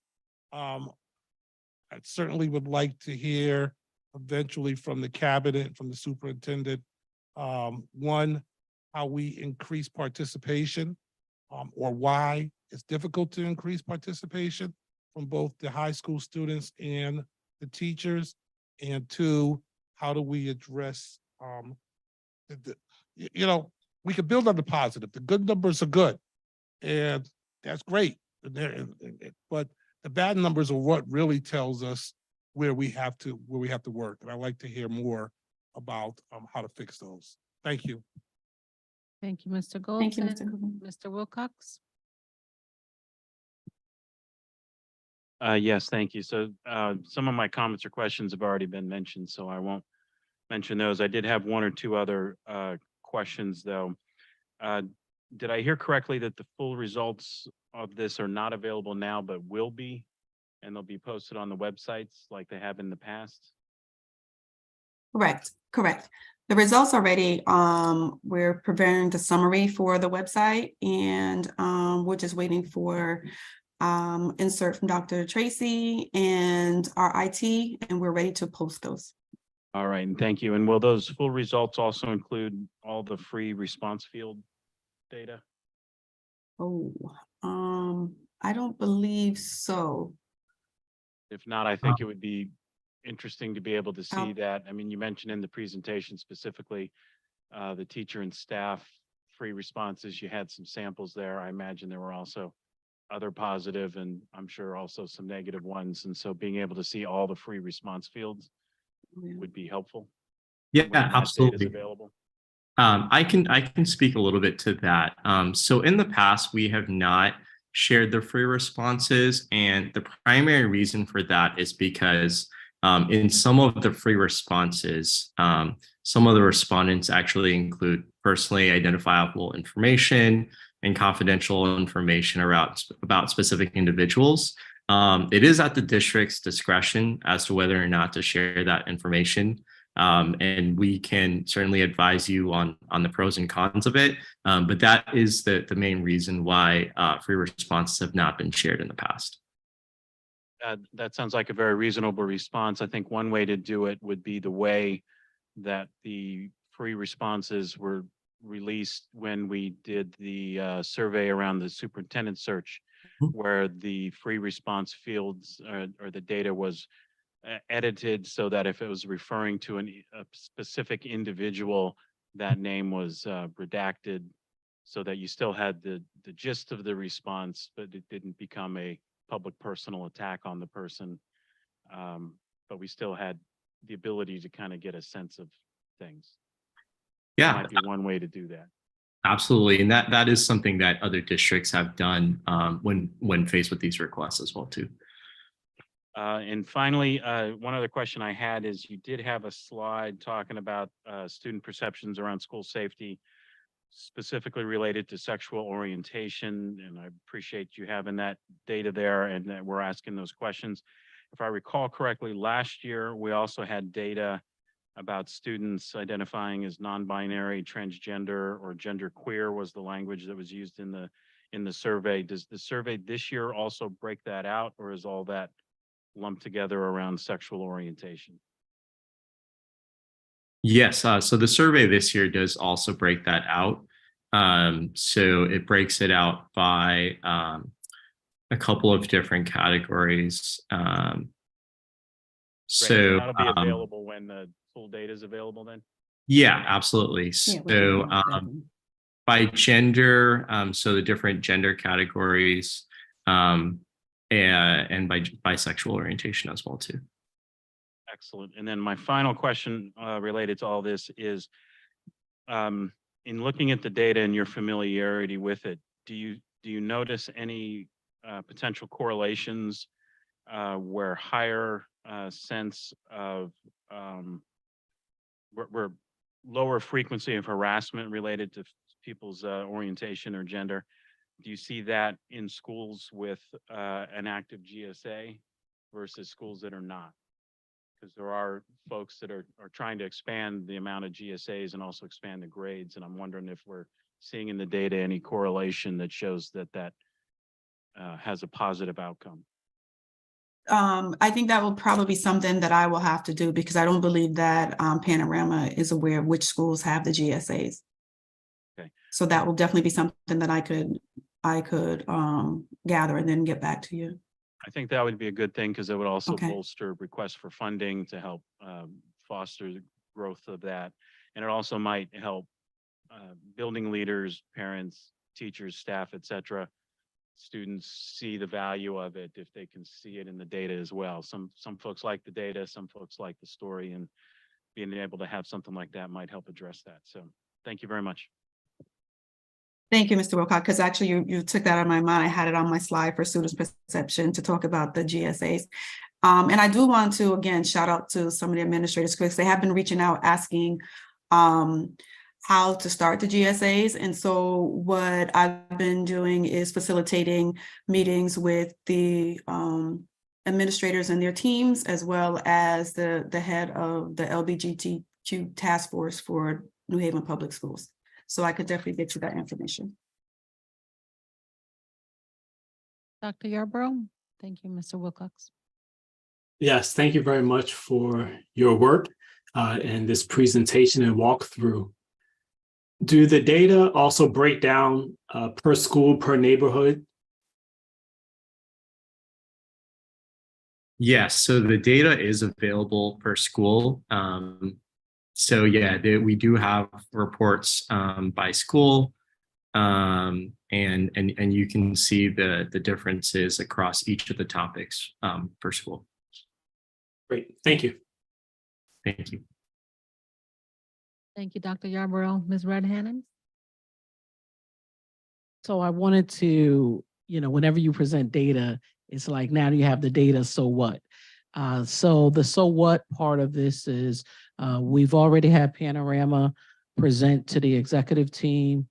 They've also presented to the principals, and now they're meeting individually with each principal across the district to review the individual school reports. So what you heard this evening was the district report. Each school will have their own individual school report, and then the principals are tasked with creating an action plan to address the areas of concern that were highlighted. So just Friday afternoon, I was in Hill House. Principal Sweeting was meeting with a representative from Panorama, reviewing his student data, going line by line, in the same fashion that you received the report tonight. What's great, where did we see improvements? But then where were there some decreases or still areas of concerns that may have had shown increase, but numbers, overall percentage numbers remain low. So the principals will be creating an action plan to address the areas concern mentioned today. Thank you, Ms. Redhannon. Further questions, comments? Okay, seeing none. Thank you. Thank you for the presentation again. We'll Thank move you. on Have a good night. to the chronic absenteeism data. Ms. Joseph Lumpkin.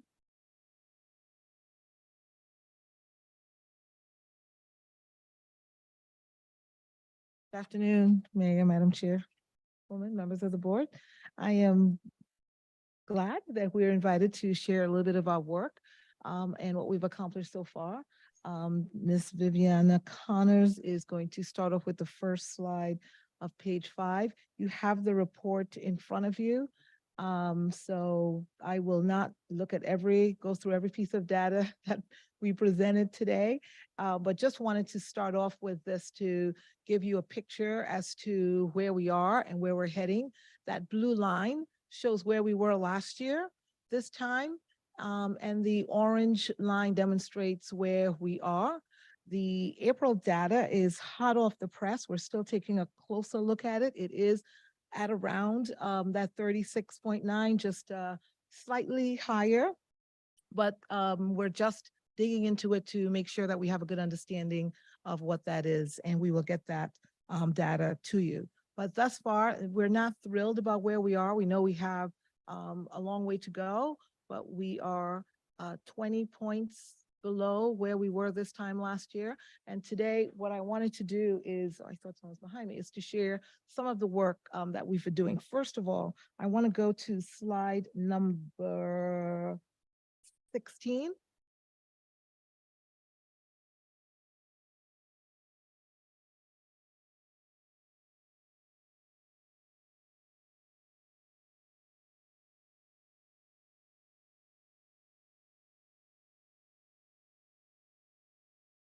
And I go to this slide because there's been a lot of talk about what plan do we have. And I wanted to break down the 4 major components of our plan that we've been working on a day-to-day basis, starting with our root cause analysis, and of course, continuous ongoing analysis that we look at from a district perspective, as well as from a school by school perspective. The second part of our plan focuses on family and student engagement. We also focus on training and professional development. And the fourth component is our data management systems. And on the next pages, again, okay, thank you. And on the next pages, not going through this in great detail, what I've done here is to outline the timeline of each aspects of those areas, and that will be slide 17. So you will see the timeline of when our root cause analysis started and where we are in terms of our continuous data analysis. On page 18, you can see where we have outlined our very specific activities around family engagement, beginning with our summer canvas that happens throughout the summer period, and then continuing on in August with our back to school rally. In July and August, our kindergarten and ninth grade canvas, moving on to our September events focused on expanding family and community engagement. So again, not going through details on that, but want to share with you that section. And on slide number 19, you will see our professional development and training plan, which focuses on, which is buoyed by the underpinning is our weekly technical assistance training that we receive from the Connecticut State Department of Education. Carrie Sullivan is our advisor and support person there. We have ongoing training with our leadership team, as well as training with the State Department of Education Learner Engagement Attendance Program that is focused on family engagement. And finally, improving our data management systems, and slide number 20 demonstrates where we expect to be starting our next school year, where we will roll out our more sophisticated data system called Decision Ed. So that's just a quick overview as to where we are, what our plan entails, and what we have accomplished thus far. What I'd like to do now is to ask Danny Diaz and Abigail Rivera to come up and give us just a quick overview on how we are dealing with our homeless students.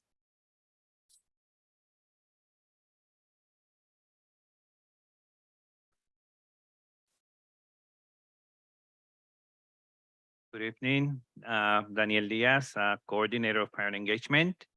I'm actually here with Abby Rivera. Abby actually has been a blessing because, as you know, that my job is not only parent engagement, but it also includes many other aspects.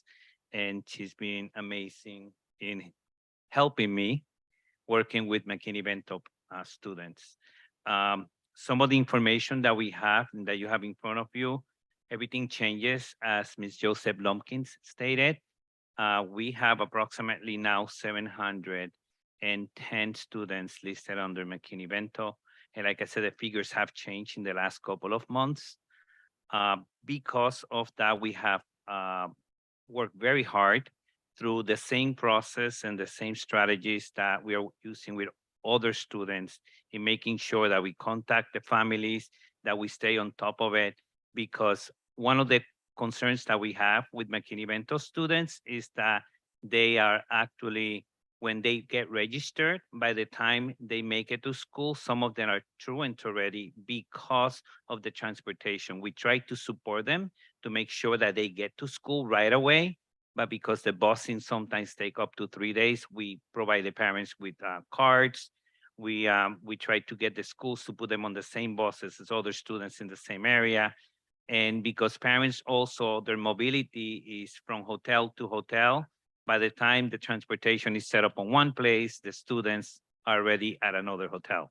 So it is a very tough job to keep up with those movements, but we do as a district the best we can to make sure that our families experiencing homelessness are really taken care of. We provide so many things that I can speak for hours. Everybody knows me.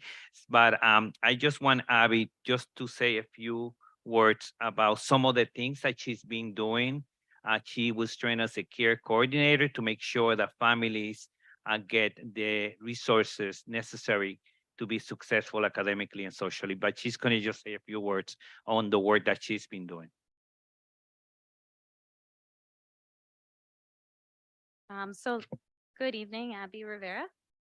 As Mr. Diaz said, these numbers do change over time pretty quickly. To give you an idea, in the month of April, I received over 70 new McKinney-Vento intakes. That's just 1 month. That is, I will admit, that is a high number. The last time I had that many in 1 month was in August, which is a high registration time. And to give you an idea of our current breakdown, I believe you have on page 12 of the packet, my breakdown by grade. We see some outliers in 9th and pre-K that we will be analyzing. We also see some outliers in 9th grade and other areas. Pre-K, I believe it's partially because it's not underreporting, as well as the fact that they do not have to attend pre-K. You'll also note that of the 64 families that have acquired housing, about half of them have had to leave New Haven because they could not find housing in our area. The other half have found acquired permanent housing in the area, and that's about 64 families out of that 700 pool. I also wanted to note most of these students are doubled up with other families. That's about half of them, 350. We have about 130 families in shelters, and about 150 families in hotels. You have the exact figures as well there on page 12. I'll also add one thing. I'm very proud of our families here in New Haven. 19% of those McKinney-Vento students have perfect attendance. 28% have 5 days or less absent for the school year. And that's my snapshot. And just very quickly, that's a silver lining, right? Everybody talks about high absenteeism, which it does exist. McKinney-Vento students do suffer from that, but there's also a group of students that is also very successful. So, and I think we need to look at those students as well, right? Why are they so successful and the other ones are not in getting school? Just what Mr. Goldson was saying, right? Let's look at both sides. It also tells us a story. It tells us a story that there is a need for housing, right? There is that story. There is also a story that as Title 42 ends now, which ended up last week, if I'm correct, we have seen an increase. This is as a result of the immigratory laws taking place across our nation. It is coming to New Haven. It's always come to New Haven because we are the Statue of Liberty, right? We welcome everybody. We are an amazing city.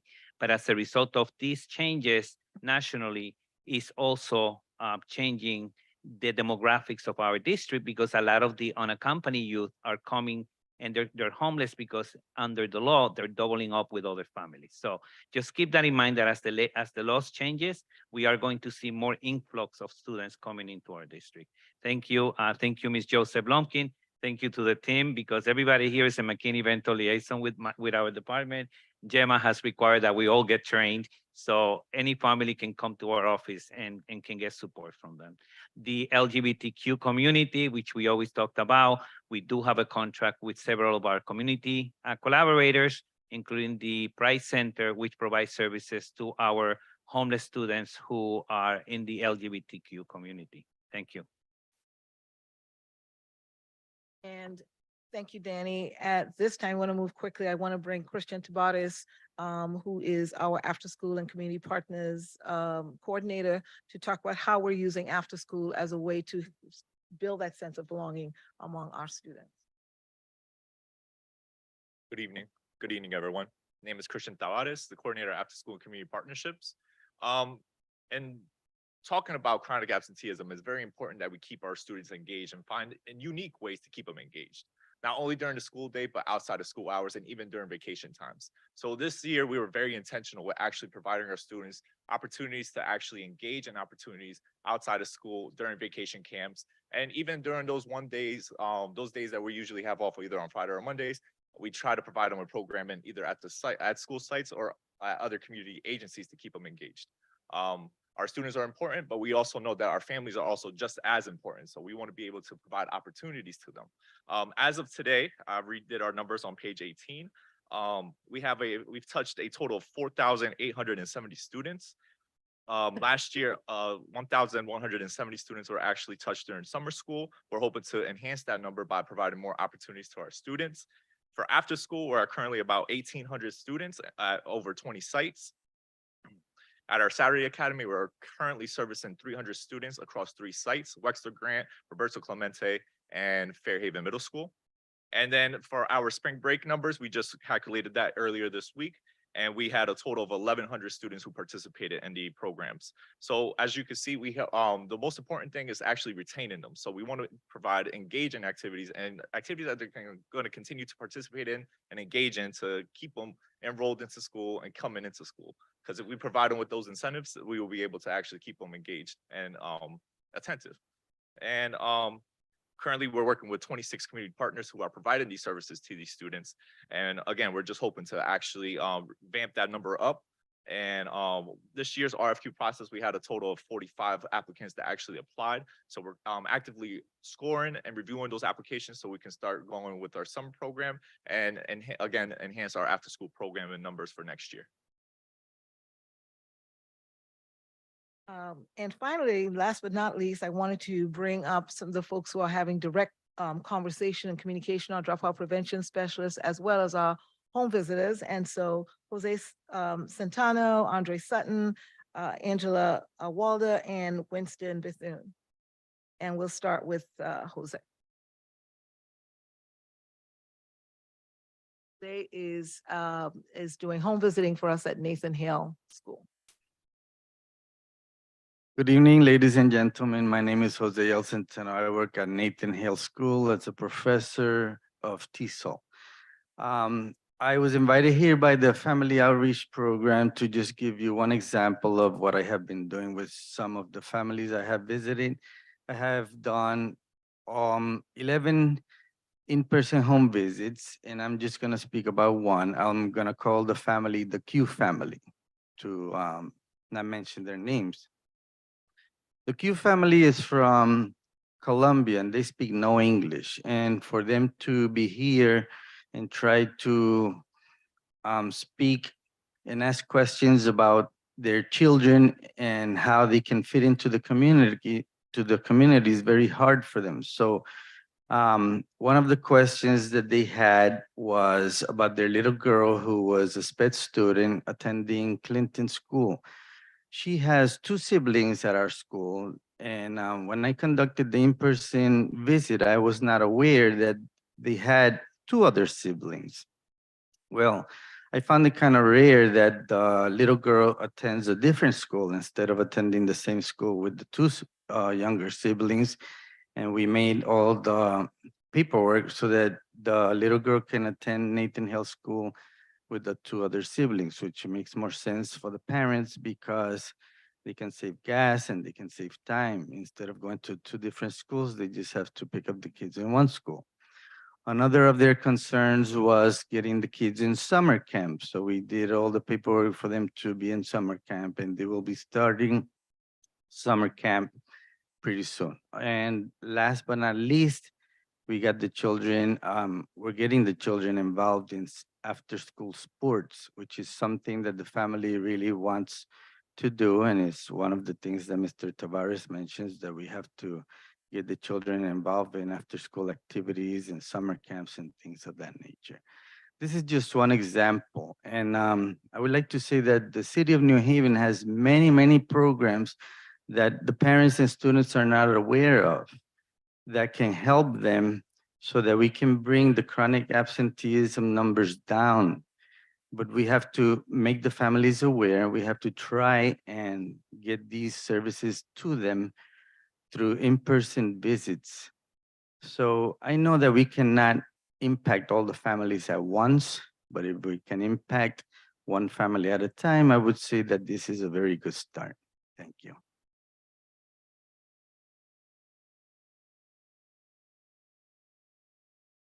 Good evening, ladies and gentlemen. My name is Andre Sutton. I am the dropout prevention specialist for Lincoln Bassett School. I just came to you today to talk to you guys about some of the strategies and some of the tools that we've been using to impact attendance at Lincoln Bassett. In the last report that came out, I believe Lincoln Bassett's chronic absenteeism rate dropped 2.85%, which was the second best across the district. So, just to talk about some of the things that we've been doing as a dropout prevention specialist, I think one of the things that we're really good at, and my leadership is really good at, is employee placement. Putting me and my colleagues at different schools where they grew up, me being a New Hallville area kid and working at Lincoln Bassett allows me to relate to not only the students, but the families and the parents that are raising these children that we're trying to serve. And it allows me to really try to pinpoint exactly what's going on in these households and how we can help better get them to school. So I started January 3rd. I met with a group of kids that were on the chronic absenteeism list within my first week, just to talk to them as a mentor, not as somebody that's coming down on them or trying to attack the families for not bringing their kids to school or whatever the case may be, but to find out exactly what's going on and what are some of the reasons why kids aren't coming to school. It relates a lot to some of the data that was presented in the climate report. But the advantage that I have is I'm actually there and I can actually talk to these kids one at a time or in groups and things of that nature and really find out the nitty-gritty of what's going on and relate to it, because some of the things that's going on in our schools with our families, a lot of people don't really understand if you're not a product of that environment. So, just attendance prizes and giving incentives to students. This is an incentive-based world. We work for money. Everything we do, we need a reward for it. That's just who we are as a human race, and it isn't any different for our kids. So giving out prizes weekly for coming to school every day of the week, giving out prizes monthly for coming to school every day of the month.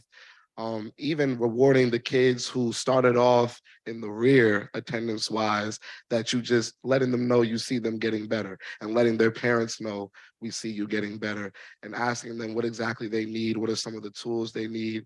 We partnered up with a lot of the outreach programs that are helping us out as the DPS workers. And I think we're making great progress. The home visits, the in-school meetings, the calling parents down to come to schools and meet with them one-on-one so they can actually tell you their stories. It's mind-blowing some of the stuff you hear working this job. Every job has a description, but we do a lot of boots on the ground work that building relationships really has allowed me and the staff at Lincoln Bassett to help attendance numbers rise within the district. So that's pretty much what I got going on. Just a shout out to, I see Principal Garcia in the background at Lincoln Bassett. Just want to shout you out. And Mr. Bethune. How you all doing? My name is Winston Bethune. I'm the dropout prevention specialist for King Robinson Magnet School. I echo everything that Mr. Sutton said. In my school, as of right now, the target for the end of the year goal was, I believe, 43%. And we are at, I believe, 37% now, which is really good.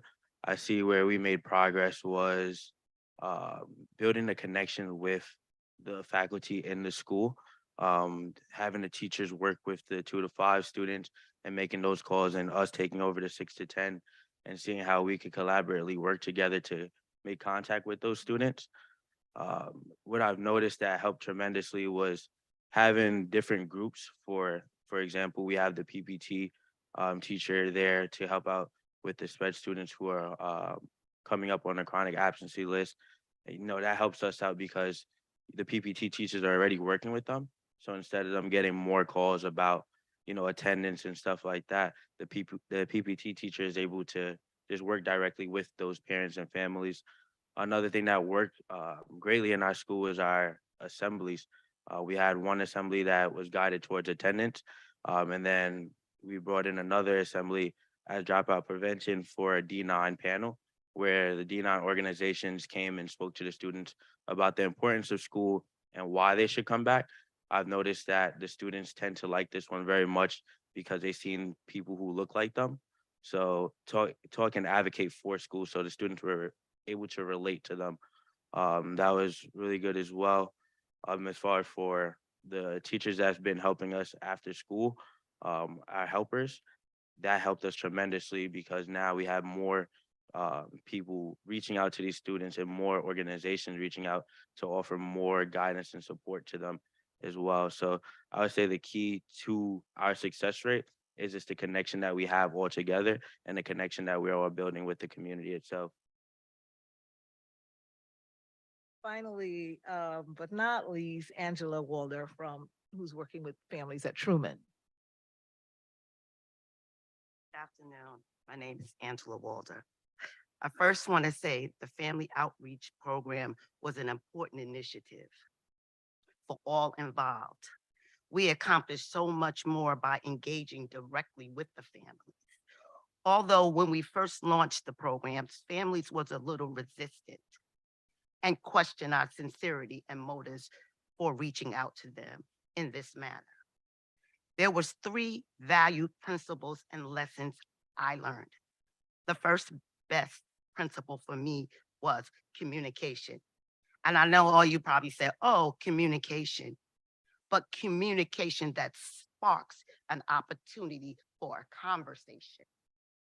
My second lesson was trust, an ongoing trust that moved along the conversation. Persistent, so much so that I know my families got tired of hearing my voice on the other end of the phone. Because I got tired of it. I was a little scared at first. Oh, they're gonna get me, they're gonna get me. But I was so engaged with knowing that in order for us to get our students to be the learners that they needed, we had to have the body. We had to have them in front of us so that we can show them how much we care about them.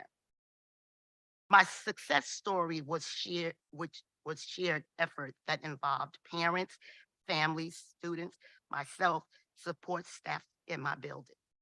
The initiative involved dedication beyond a phone call. One of my success stories sparks with a simple phone call that sparked a conversation and trust was established. Establishing trust, I continue to engage by asking my families to come into Truman. I extended my service by asking them to go a little further and meet me at their child's school. Assisting them with, even though I didn't have the opportunity to power school, assisting them with information. We have a part-time secretary. Could you pull up this for me? Could you pull up that for me? Giving them the date. They looking to see if they have doctors because we were able to excuse us. The parents was able to excuse a certain amount of the absence. Getting them to write the notes right then and there, because we want to move past this. We want to finding out what issues, resources. We had Google Forms that we were able to put the concerns that would go beyond. I'm a kindergarten paraprofessional, so I just took this as a part-time. I just love engaging and working with people. Finally, I always followed up with them to let them know I received the information. Every day when I leave school, I go to the main office. We have binders with the letters. I look in there to see if the parent bought the letter. So I can call the parent up and just thank them. Thank you for bringing in the letter. Anything you need, just let me know. And if they didn't, I would just say a gently reminder, could you please bring in the letters? And they would be like, oh, I had to work or I had to do this. And I always let them know that I don't want them to miss work. So then we have our parent advocate, Ms. Padilla, who's bilingual. So I would get her to call those parents other than our translating service, because we were at the school with the children. And she can go into Power School and do that magic touch that I couldn't do.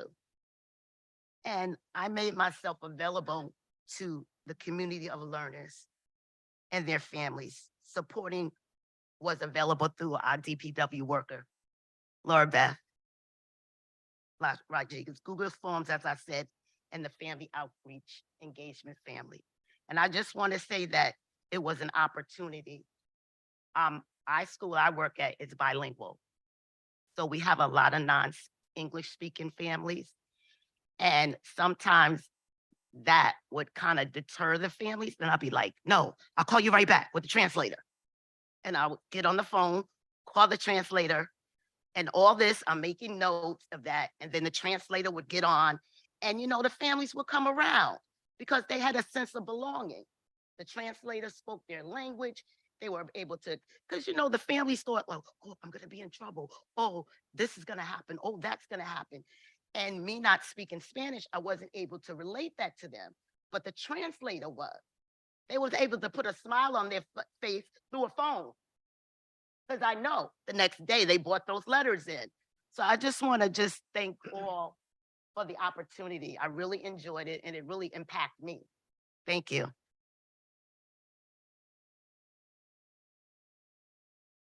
I brought in the team so I can share with you that this was a larger job, that there was no way when we looked at those numbers, thousands and thousands of students chronically absent, we had to go beyond our dropout prevention specialists. I want to thank the executive team for adding 5 more specialists to our budget, but we needed to do that. In addition to that, we asked teachers and paraprofessionals to step up and to work part-time after school, such as what you've just heard. We were able to bring in over 100 of those partners to come in and work with us. And in addition, we have 12 community partners that are making phone calls. So we've gone places where no man have ever gone before. We relied heavily on our good instincts and on the literature and on the support from CSDE and our full team and you for getting those contracts approved for us to get this work done. We have a long way to go. You saw the sense of belonging that we want to address. Our families across the spectrum, across all racial and economic status, are discussing with us personally the difficulties that they have recovering from the experience of COVID. So we are here to work with them and to have the great comeback happen this fall for our students all to come back and to get our numbers down. And I will answer any further questions that you have. Thank you, Ms. Joseph Lumpkin. And to the staff, I just want to say thank you for all of the wonderful work that you're doing.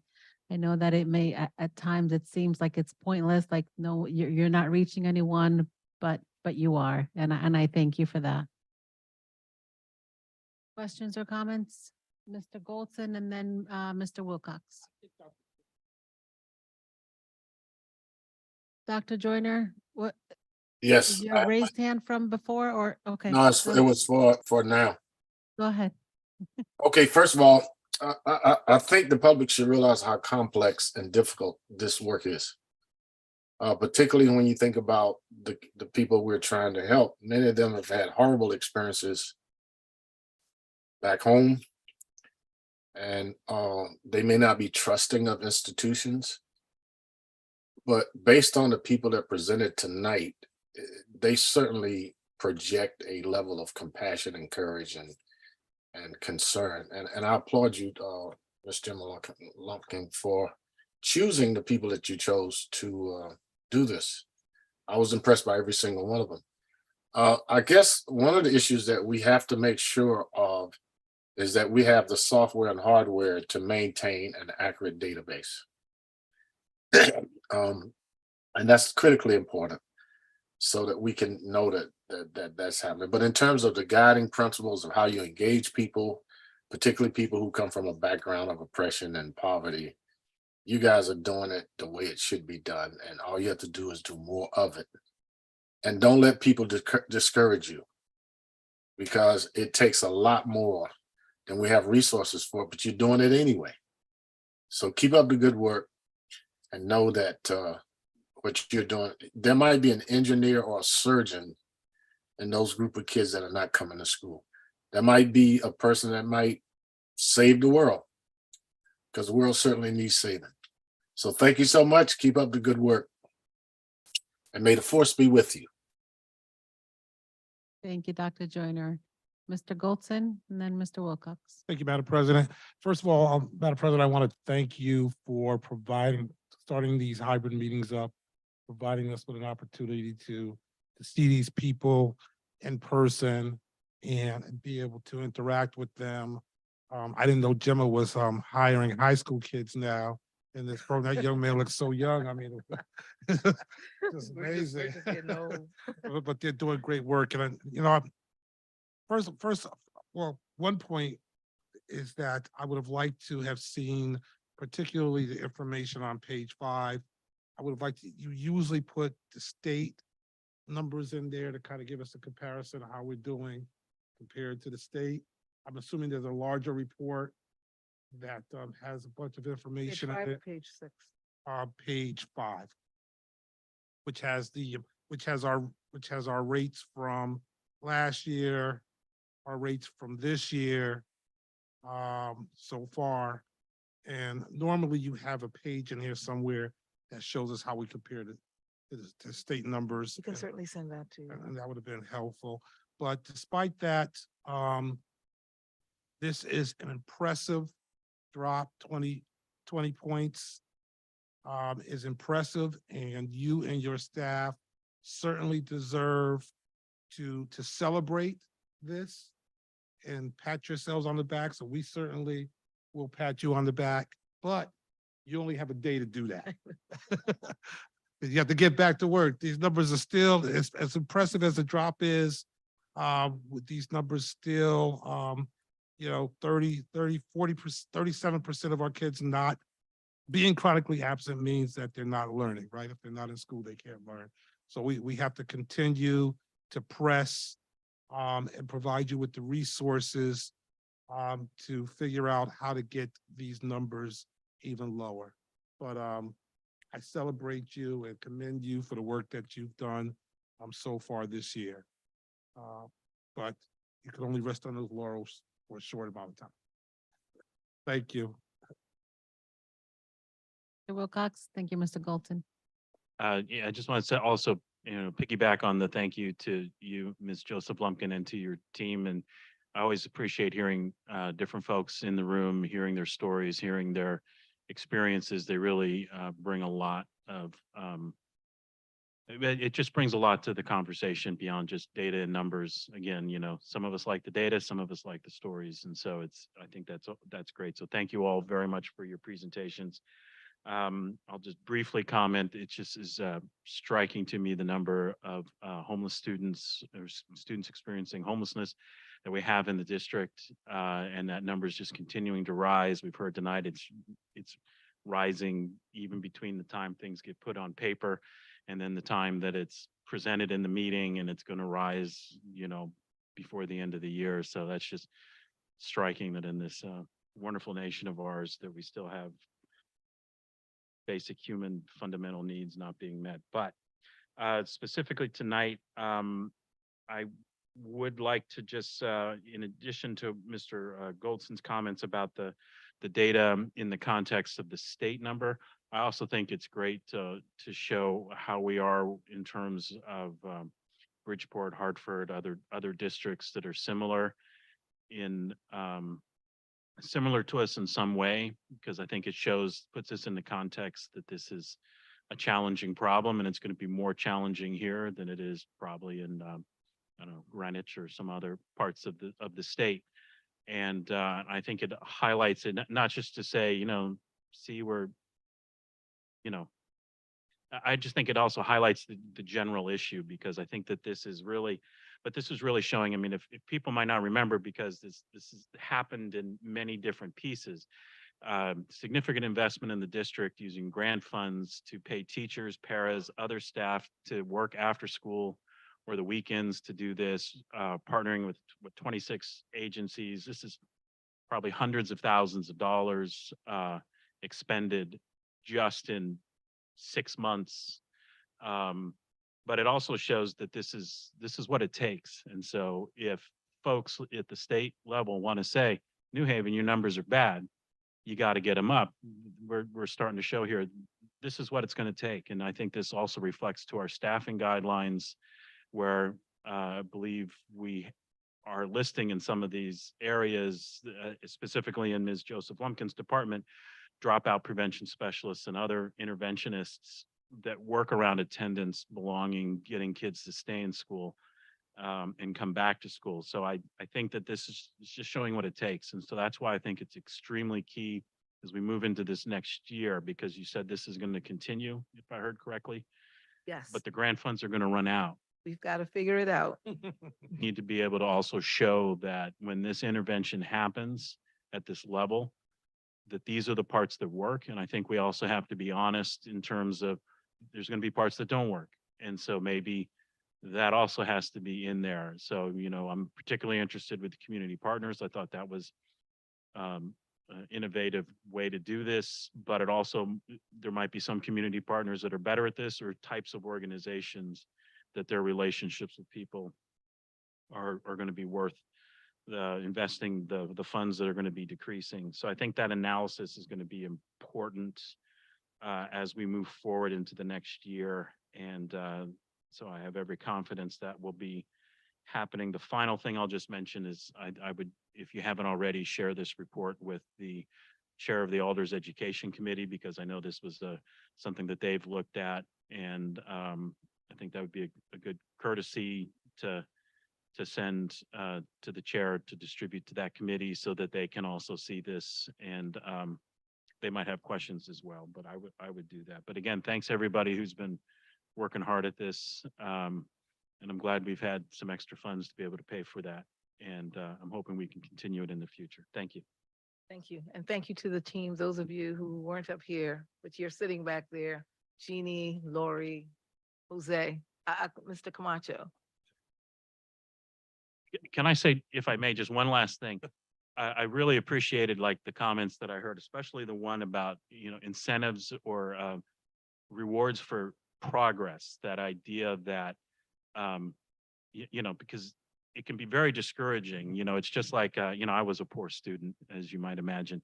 It's very discouraging when you get into the deep hole in the grade. There's no way, you know, the best you can do is a D. It's like, why bother? But just being able to celebrate that this is, yeah, you weren't coming to school at the beginning of the year, but now you're getting there. And that progress is important, because we know that a lot of these students, you know, some familiarity with Riverside, it's not that they're not coming to school. It's not just belonging, but it's because they have to work. And so being able to help a student figure that part out and reward them, even if it's just the pat on the back saying, we know you're trying, that's great, being seen. So thank you. Thank you, Mr. Wilcox. Dr. Yarborough? Yes, thank you very much. Ms. Joseph Lumpkin, thank you to you, to your team and staff for really just having boots on the ground and going person to person, family to family, working in small groups. And I really appreciate the data and those who came to share what your experience has been, what the work is like, and the successes you've had, and the challenges that you're looking to tackle. So thank you very much for that. In hearing the stories, I have a clarifying question. So there are two parts of the work. One part is getting the students back in school to attend, and another piece of the work is getting documentation that identifies what an absence is for. So that's a question. And is it the case that there are a certain set of excused absences that don't count towards chronic absenteeism? Thank you for that question, that clarifying question. So there are two sides of the work. One is chronic absenteeism and one is truancy. So truancy is a statutory issue in terms of a student after a certain amount of time is considered truant. That has some legalistic components to it. However, if we are able to get documentation that shows that these are excused absences, and oftentimes we're seeing students are ill. Illnesses has been a real issue for us, and we want to make sure that the parents are providing that documentation so that it's not being held against the student for that legalistic truancy component of the work. Chronic absenteeism includes all absences, whether they are excused or not. So the child may still be truant or may not be truant rather, but the child will still be chronically absent. Very helpful. Thank you very much. Thank you for everyone's work and leadership. Thank you. Thank you. Mayor Elicker and then Mr. Golton. Thank you. I just want to follow up with that question. So it would be very helpful to drill down and understand why students are absent. Do you have a breakdown of different categories? Yes, And we can you talk do. a little bit? Yeah, so the categories are transportation, illness, difficulty, students going to different schools, as Mr. Jose pointed out. We also have within the illness category deeper elements of illnesses. Could be a parent illness or a caregiver, a grandparent's illness that is causing the mom to stay at home or to hold or to have the child stay home. Or the illness might be one child that requires another child to stay home because it's difficult to move two students if you're in a low resource setting. So a variety of reasons, we're drilling into that. In fact, we have a partnership with Yale New Haven's National Scholars Fellows at the School of Medicine to help us dig deeper into the illness, the medical reasons that students are facing. And so we hope that person can come on board in the next week or so and to eyeball volumes of data. We've made about 6,000 contacts thus far on this project. And we're collecting a lot of field notes that need to be coded, set up into themes so that we can present it to you in a way that is well understood. So it sounds like you have the raw data, but you couldn't now give us a report of like 37% of the students are absent because of illness or. I could give you that report, but there are more nuances to it. So I can tell you X percentage of students are absent due to illnesses, yes. And I can tell you X percentage due to transportation. But I want to make clear that within those categories, there are even more details around illnesses and issues around transportation. And that's what we're working now to break out. But I can give you a very broad report about that. That would be great. I think it would be very informative. And I just want to add, I'm a data guy and a story guy, and I think that both of the presentation and the paper presentation, but also your anecdotes bring home just how difficult this work is. And I wanted to add on to that, that I've seen work beyond what you described today. Dropout prevention specialists have been downtown on the New Haven Green when we were confronting a lot of behavioral issues, particularly among high school students that were going on the green and being disruptive. Really appreciate that. You've been at the Fairhaven Day you had a tent and outreach there. You called my home. One of you all called my home because my daughter was out sick for a little while. And I asked the woman, did they set you up for this? And she promised me that we were just on a list. So, and she was excellent. So very much appreciate the work that you all are doing. Obviously, we have more work to do, but the numbers show that you made a ton of progress. Thank you, Mayor. Thank you, Mayor Elicker. Mr. Golton. Thank you, Madam President. Interesting that the mayor was on the list. I was on the list one time too when my son was in school. He had sickle cell, and so he missed a lot of school also. So it's a very important point you brought up. Thank you, Mr. Mayor. I just want to piggyback on a point that Mr. Wilcox made. I think was very important for you to communicate with other bodies out there. This report. And the success you've had. Mr. Wilcox suggested the chair of the Education Committee at the Board of Ed. I would say send it as a communication to the president of the board so that she could distribute it to all the members and they can then invite you to make a presentation at the board of alders who are one of our largest financial contributors, so they can see that the good work that you're doing and the reason why we spend that money and continue to need to spend that kind of money to get these kind of results. So I like to see not just the education committee get it, but also the finance committee, which has the final word on what our budget is from the city. And I would also suggest that you send it to the state delegation, who were very, very interested in this issue and actually asked for a special meeting on it many, many months ago, and try to set up some sort of presentation to them also to update them on what the numbers are. I think Tony Walker and Representative Tony Walker and Senator Winfield were very much involved and concerned about this issue. So you can start with them, and I'm sure they could get their delegation together for you to make a presentation. Thank you. Thank you. Mr. Golton.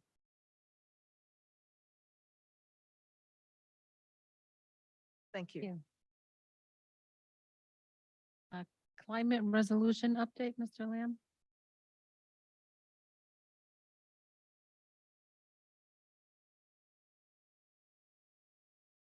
Thank you, Madam Chair. Dr. Tracy asked me to provide some comments and updates on a variety of the climate resolutions. But first, I wanted to acknowledge Gemma and her team, and her passion for her work is just extraordinary.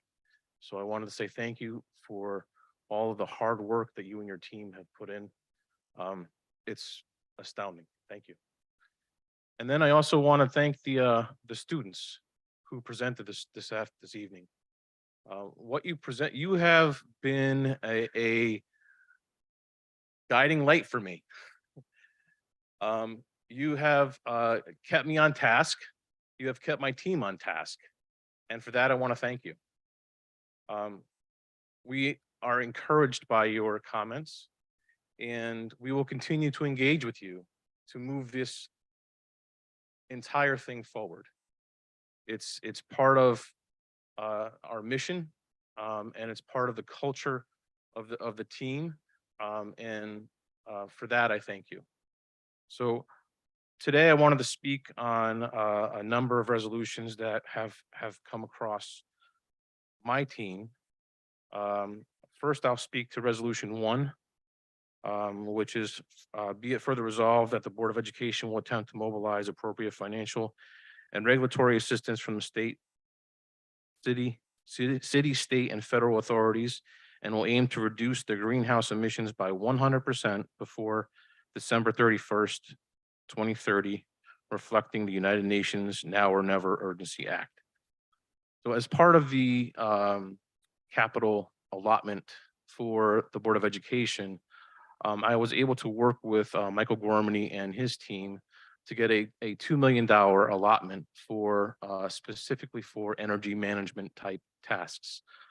This is a very important part of the stewardship of our systems and how we move toward replacing our aging infrastructure. Additionally, with that, we were able to take another $1 million of unspent dollars from previous years and pull them together under the same description of work, which was in the past written in a way that restricted some of the things that we were able to do. So with this coming fiscal year and the new budget capital budget cycle, we're going to have a lot more resources to do a lot more work, which is extremely important to move these items forward. 2 and 3 are very closely related. Number 2 being the be it further resolved that the Finance and Operations Committee will create a plan on reducing the transportation carbon emissions and air pollution, including electrifying of school buses and other Board of Education vehicles by 2030. So this is closely tied to our transportation contract. In our transportation contract, we have approximately 340 buses. As we move to finalize a multi-year contract, that there will be bus electrification requirements that the contractor will work with the Board of Education to move this forward. We also have been provided with one vehicle, one electric EV vehicle to our food service department by Michael Gormany and the city to be able to pilot how this is going to be implemented within our service departments. We did apply for a grant for some of our service vehicles on our facility side. Unfortunately, we did not receive the grant, but there are other opportunities out there that we are going to seek and hopefully obtain. But the goal would be to get as many of our service vehicles in our service fleet to transition to electric vehicles as possible.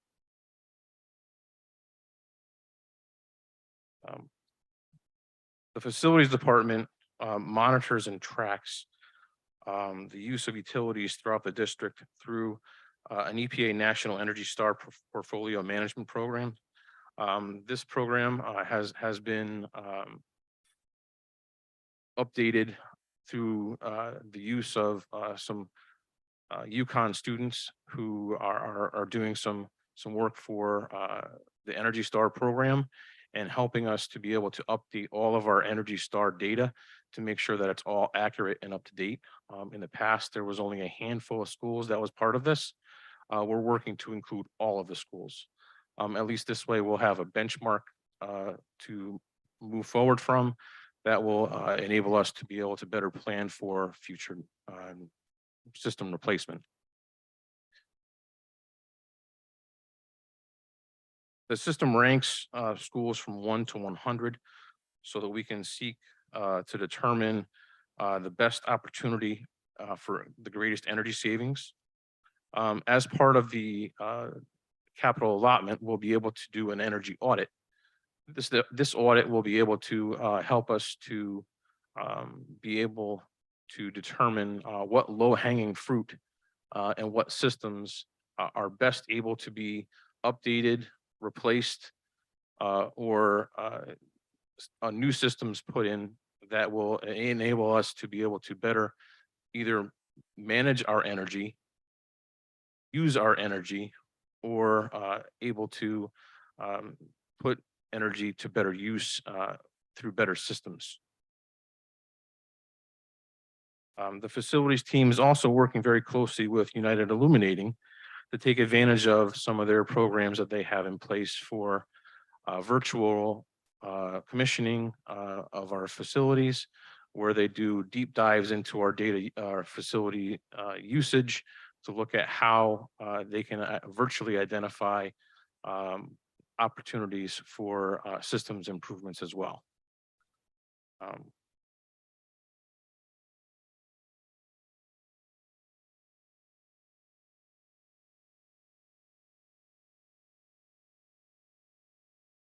The Food Service Task Force has been very active in identifying locally grown, healthy, sustainable food, decreasing packaging waste, and increasing opportunities for food donation through food rescue and composting.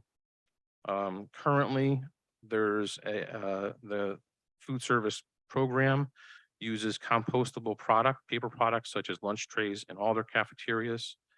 Yogurt, salads, and sandwiches are now distributed at the serving line to eliminate the need for plastic individual packaging.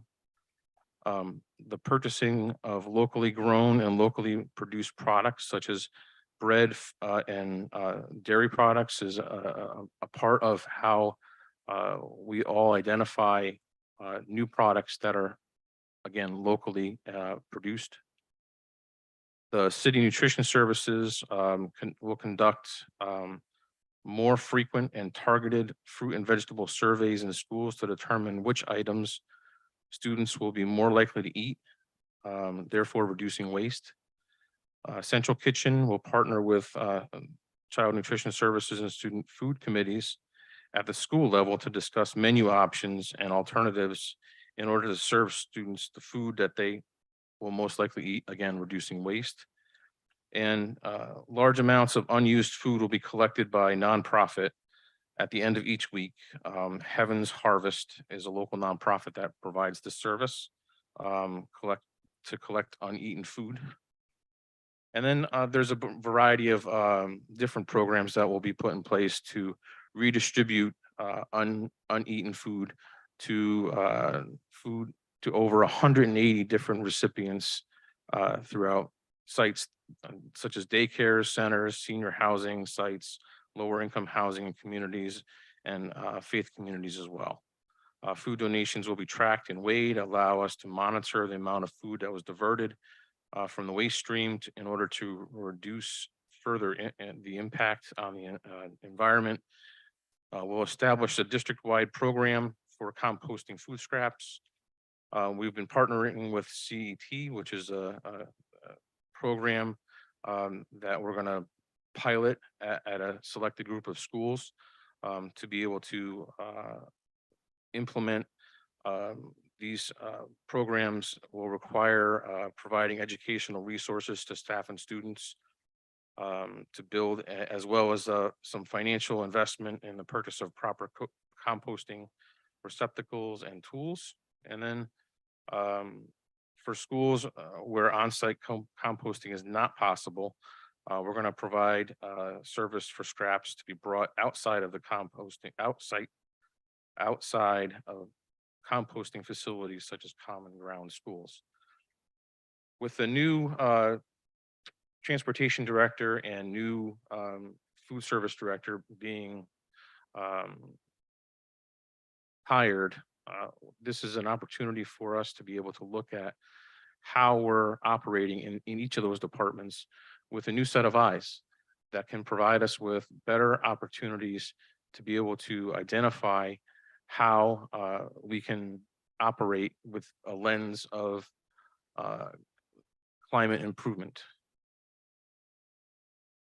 The last item I'm going to talk about is the recycling of glass and plastic and paper products. Recycling is far more than just glass and paper products. There's many items in the district that need to be recycled. Northeast Lamp Recycling is Connecticut's first and only DEP permitted lamp recycling facility, where we have been recycling lamps. We're also going to be adding into that program ballasts and other types of products that can contain mercury, as well as other batteries, lithium, those types of things, which are all collected by Northeastern Lamp Recycling. The New Haven Public Schools is working to create a designated design, significantly increase the recycling rate of glass, plastic, paper, and aluminum. We're partnering with the Department of Public Works to implement a cohesive district-wide recycling program that makes sense and is long-term sustainable. There was a program in the past for recycling, and it was done differently at different schools, and over time, it kind of fizzled out. And some of that is because we didn't look at creating a program that was centered around a district-wide movement, where we had sustainable, monitored program over time. We're looking to create a program with the schools that can be sustainable long-term. There are several schools that have programs in place already in some way, shape, or form, and we're looking to identify how we can take the best of what is in place now and turn it into something that the district can do district-wide. Some schools have recycling containers that are used, some don't. So we're identifying what kind of district investment we're going to need to make in recycling containers, how that's going to impact not only the teachers and the students, but also the custodians that pick up the trash, how much labor that's going to take, how that impacts the overall cost of operating for the district. Currently, we do not pay for our trash recycling. That's done through the city. But if we choose to do a recycling program that operates outside of the single stream recycling, we will have to pay for it. So we will have to determine how we will do that. So that's some of the observations that have been made.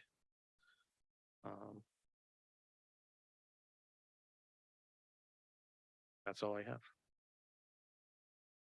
Okay, Mr. Lamb, any questions or comments? Dr. Joyner? First of all, thank you, Mr. Lamb, for your presentation. This seems to be a good night for the New Haven Board of Education, as well as your willingness to also share how you felt about people that presented before you. You said two things that are really important, and the whole notion of systemic actions. And the reason that we've had problems in the past is because we've had individual schools making decisions when the board really should have a policy, develop a policy that requires every person within the district to follow quality indicator standards for recycling and ecological initiatives. So that's a good thing. I think the other point that you made that a lot of people might miss, particularly people who are asking us to do what we believe we should be doing anyway, is that everything we do has a price tag. And so it's not just incumbent on us to try to do those things, but it's also incumbent on our various funding sources to give us the revenues that we need to do these things because they are necessary. So I guess this is not directed at you, it's directed at the students, is that you have to look at this as a systemic problem and not just a problem for the school system, but also the systems around the school systems, as well as the people that produce materials that are not biodegradable and all these other issues. So you need a larger movement. We're kind of the low-hanging fruit. And as I said earlier, we want to do this anyway because we're just as ecologically minded as you are. But I do commend you for doing it systemically. And now we go back to the question of policy so that we can have standards across the district and also know that it will require a budget. But maybe we can generate revenue through recycling as well. And I would also go back to something said about the relationship between city government and the school system. We're all one system, and we ought to start looking at it that way, and looking at ways that we can consolidate, create more synergy, and get a greater benefit to the taxpayers because we're doing that. So we need efficiency, synergy, good working relationships. And I think that you're on the right track, and I would encourage you to keep moving forward. Thank you. Thank you, Dr. Joyner. Dr. Yarborough? Yes, thank you. Mr. Lamb, thank you for your presentation today. Thank you for just how you walked through the comments, walked through the topics, addressing things that were there. It was a way that I could follow and understand. In addition to that, we had the slides that you prepared that talk about strategy, but also talk strategy and best practices, and also talk about what our district is currently doing and intends to do. And I also want to thank you not just for the presentation, but to you and your team for the ongoing work that you do on this topic. Ms. Gail Shari, you come prepared to the Food Service Task Force group because we have this standing agenda item talking about sustainability and climate as it relates to food and food services. And as well, you bring the information to our finance team. So just thank you and all the numerous partners involved. I thank you for your ongoing work on this topic. And in particular, thank you for taking the long view of how we can do this in a sustainable way that doesn't fizzle out in a short period of time. So thank you. Thank you. Thank you, Dr. Yarborough. Mr. Wilcox? Yes, thank you very much. Thank you for this presentation. Thank you also for the various presentations during public comment from the students, many of whom were instrumental in not only this climate resolution being passed here, but also the one on the city that the Board of Alders passed, I want to say in 2019, maybe. So yeah, thanks to everybody for that. Also, I do thank, even though I have the pleasure, the privilege, whatever, to hear in several different committee meetings, citywide building and stewardship committee, the food task force, finance and operations, hear various pieces of this. So kind of having things talked about in total is kind of interesting to me. And I even learned things like the $2 million allotments for energy tasks, plus being able to pull in $1 million from previous years. I think one thing that's key, and I do request that we have this back on the agenda, maybe in the first October meeting, about 6 months from now, just to keep this. I do think this will be on several committee agendas between now and then, but an overall presentation in another 6 months. I think one thing that's going to be key for that is establishing benchmarks in these. And so I did appreciate hearing about the Energy Star work and finding, I can't remember what you said, interns or graduate students, somebody helping with that, because that establishing benchmarks, I think, is going to be key. One example is the districts over the last several years goes through entire buildings and switches out lights for LED lighting. But it's difficult to know how much that saves if you don't track it or design to track it from the beginning. So I think having those kinds of things so that we can say, this year we use this much energy, this next year we use this much energy, and is that higher or lower? And those benchmarks, I think, is going to be key. And I do know from these various meetings that that's also challenging, just because building systems and everything isn't designed to give us this information. It's just designed to meter power. And so it's not readily available unless systems are designed for it. I also think one thing that I've greatly appreciated that I didn't think about when this all started was the amount of people it takes for some of these. I was looking at one thing about the recycling. The task force for recycling is involving people from Public Works, Board of Ed members, facilities department, union representatives, including teachers, union representatives, building managers, principals, building leaders, student groups, and affected stakeholders need to be consulted. They're going to have the ideas, but it's also, we might have to negotiate some of these points. If we have a complicated system to collect food waste, that's a change in work that's not in current contracts. It needs to be negotiated, might need to be compensated for.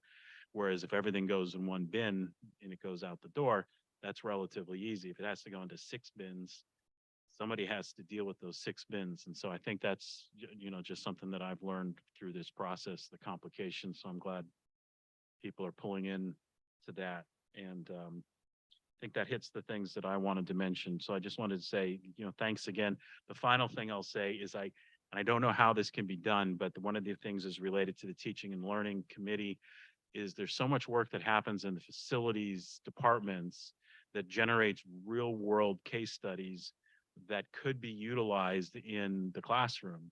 So if we were to switch out LED lighting in an older school to LED lighting, these are what the lights are rated for, model out, if you put in 500 light fixtures, how much energy you're going to save. That's a real world thing about a kid's school or a school across town but I also know that's really challenging to have somebody that puts that together, because lesson plans don't just fall out of the sky. Teachers have to create them, and they have to work with facilities people to get the data. So there is, I think, something to the calls for having, somebody coordinating those educational aspects, the calls for hiring somebody to try to have that connection point. So thank you. Thank you, Mr. Wilcox. Mr. Goldson, and then Dr. Yarborough. Thank you, Madam President. First of all, I want to thank Mr. Lamb for this report. Is more than I've seen in the last 7.5 years I've been on this board. So we're definitely making a step ahead forward. That's a good thing. I disagree with Dr. Joyner's point that we're the low hanging fruit. We're not the low hanging fruit. Daily we have about 20 to 25% of the city's population in our school system. Whether they're eating, tossing out paper, tossing out water bottles, tossing out whatever they're tossing out. That is a lot of waste that is energy being used in this district daily. We're hearing daily horror stories about what's happening to this planet. I just heard a story today on the news about not only is New York sinking, but the water is rising. So now we're paying a whole lot of money to shore up. They're starting to spend a lot of money to shore up New York. And that's happening all over the country on the coast. It's gonna happen here in New Haven. We're right on the coast. So if we don't pay now, we're going to pay later. And it's gonna be my children and my grandchildren who are going to pay the penalty for what we're doing now. So I think this is important. And I don't think that we can sit here and say, we're the low hanging fruit and that somebody else has to make changes in order for us to be able to make changes. We have to make the changes that we're responsible for here in this district. Forgive me, I did not read this report in advance, so I'm not quite sure what it does and doesn't have. But normally, when someone tells me to put a plan together, my plan includes goals, objectives, benchmarks, and budget. Each one of these resolutions that says to have a plan in 6 months should have those, right? We're saying that recycling paper or plastic or whatever is going to be costly. Well, how costly is it? And what does it take to get there? Once we know what that is, then we can make decisions about how to do it. But I don't know if that information is in this document. I mean, do we actually, and I'm just going to go down this real quickly, do we have a written plan on, we know we have to do busing, right? We know that we're talking about going to electric. Do we know what we have to do in the next 7 years in order to get to all electric? Do we have a plan that says year 1, year 2, year 3, year 7, this is what we need to do to get there, and this is how much it's going to cost? Do we have that plan in writing anywhere? In order to do that, we need a contractor. Okay, all right, that's a good point. And we should talk about adding to our budget, getting a contractor for that. I'm imagining that the answer for all of these is going to be the same, right? That, for instance, incorporating climate and public health education at all grade levels in the curriculum, which is, I assume, is going to start at Dr. Joyner's committee.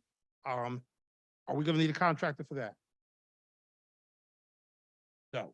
So when are we going to have a plan that outlines when that's going to be done, how it's going to be done, and how much does it cost? Because this said we should have that plan in 6 months. We don't have it right now. So you don't have to answer now, but I hope we get As an a answer. point of information, if I may, the resolution says aim to create a plan. So I would interpret that as not a finalized, crystallized plan that's going to take care of the next 7 years, but that we're on the path to having that. But that's my interpretation. But just to clarify the language of the actual motion. Then perhaps we should update the language to the motion. Maybe we should update this because, we could come back every month to say, our plan is to have a plan. And I don't want to hear that anymore. I want to know what we do with these every day. I want to know what we do. We create a lot of this. What do we do with this? And quite frankly, even though this is light years ahead where we've been the last 7.5 years, it's not even close to where we need to be and to be able to make decisions, right? I mean, our chief operating officer said we need a contractor or a consultant or a staff person to put some of this stuff together for us, the plan. So that's where we start, right? Tell us what we need, tell us how much it costs, and then let's figure out what our commitment is to doing it. And my commitment is 100% because I have a grandchild who is 8 months old now, and another who's 10 years old, and a daughter who's going to be 21 years old next month. And I'm worried about their futures. I honestly, I hear these horror stories every year. I do my part at home, what I can do in terms of recycling. I think the Board of Education has to do our part here in the school system. And the city has to do their part. And part of what we do will be in consultation with the city. It will be in consultation with the state and whoever else. But we need to have a written document that has goals, objections, benchmarks, and budgets, so we know what we're doing. And that's all I'm asking. And whatever it takes to get us to that point, we need to know what that is. Thank you, Madam President. Thank you, Mr. Goldson. Dr. Yarborough? Yes, thank you. One additional thing that I wanted to highlight, I'm thankful for Mr. Lamb's willingness and eagerness to a significant extent to work with the many partners that are needed to execute our goals, and also to engage with people who want to be our partners, who may or may not put in the work, but they're interested in having an initial conversation. And in particular, I want to just name Youngin Kim, who is a student who reached out to me, and I had my first conversation with Youngin and the other students. And the example that I've seen over time, Youngin's clarity and persistence, but also kindness. And the students of the climate movement, their willingness to not just kind of make demands of this is what I want to see, but also to come forward a number of times with solutions and plans and other organizations with whom we can partner in order to make this happen. I just appreciate those additional steps that you have taken, which has been well received on my end. So thank you. Thank you, Dr. Yarborough. Dr. Joyner? Briefly, I just want to clarify what I said since I said it. I worked on a farm for about 15 years, so I know a little bit about low-hanging fruit. And my metaphor was directed at low-hanging fruit is more accessible and easily picked. And we're low-hanging fruit simply because of that. We're easily accessible. We also have the same philosophy about ecology that the students have. And like Dr. Yarborough, I really commend them. Keep it up, and not just with ecology in other areas too. But I think that we are also going to have to draw attention to the people who are the source of the problem. And they're high-hanging fruit.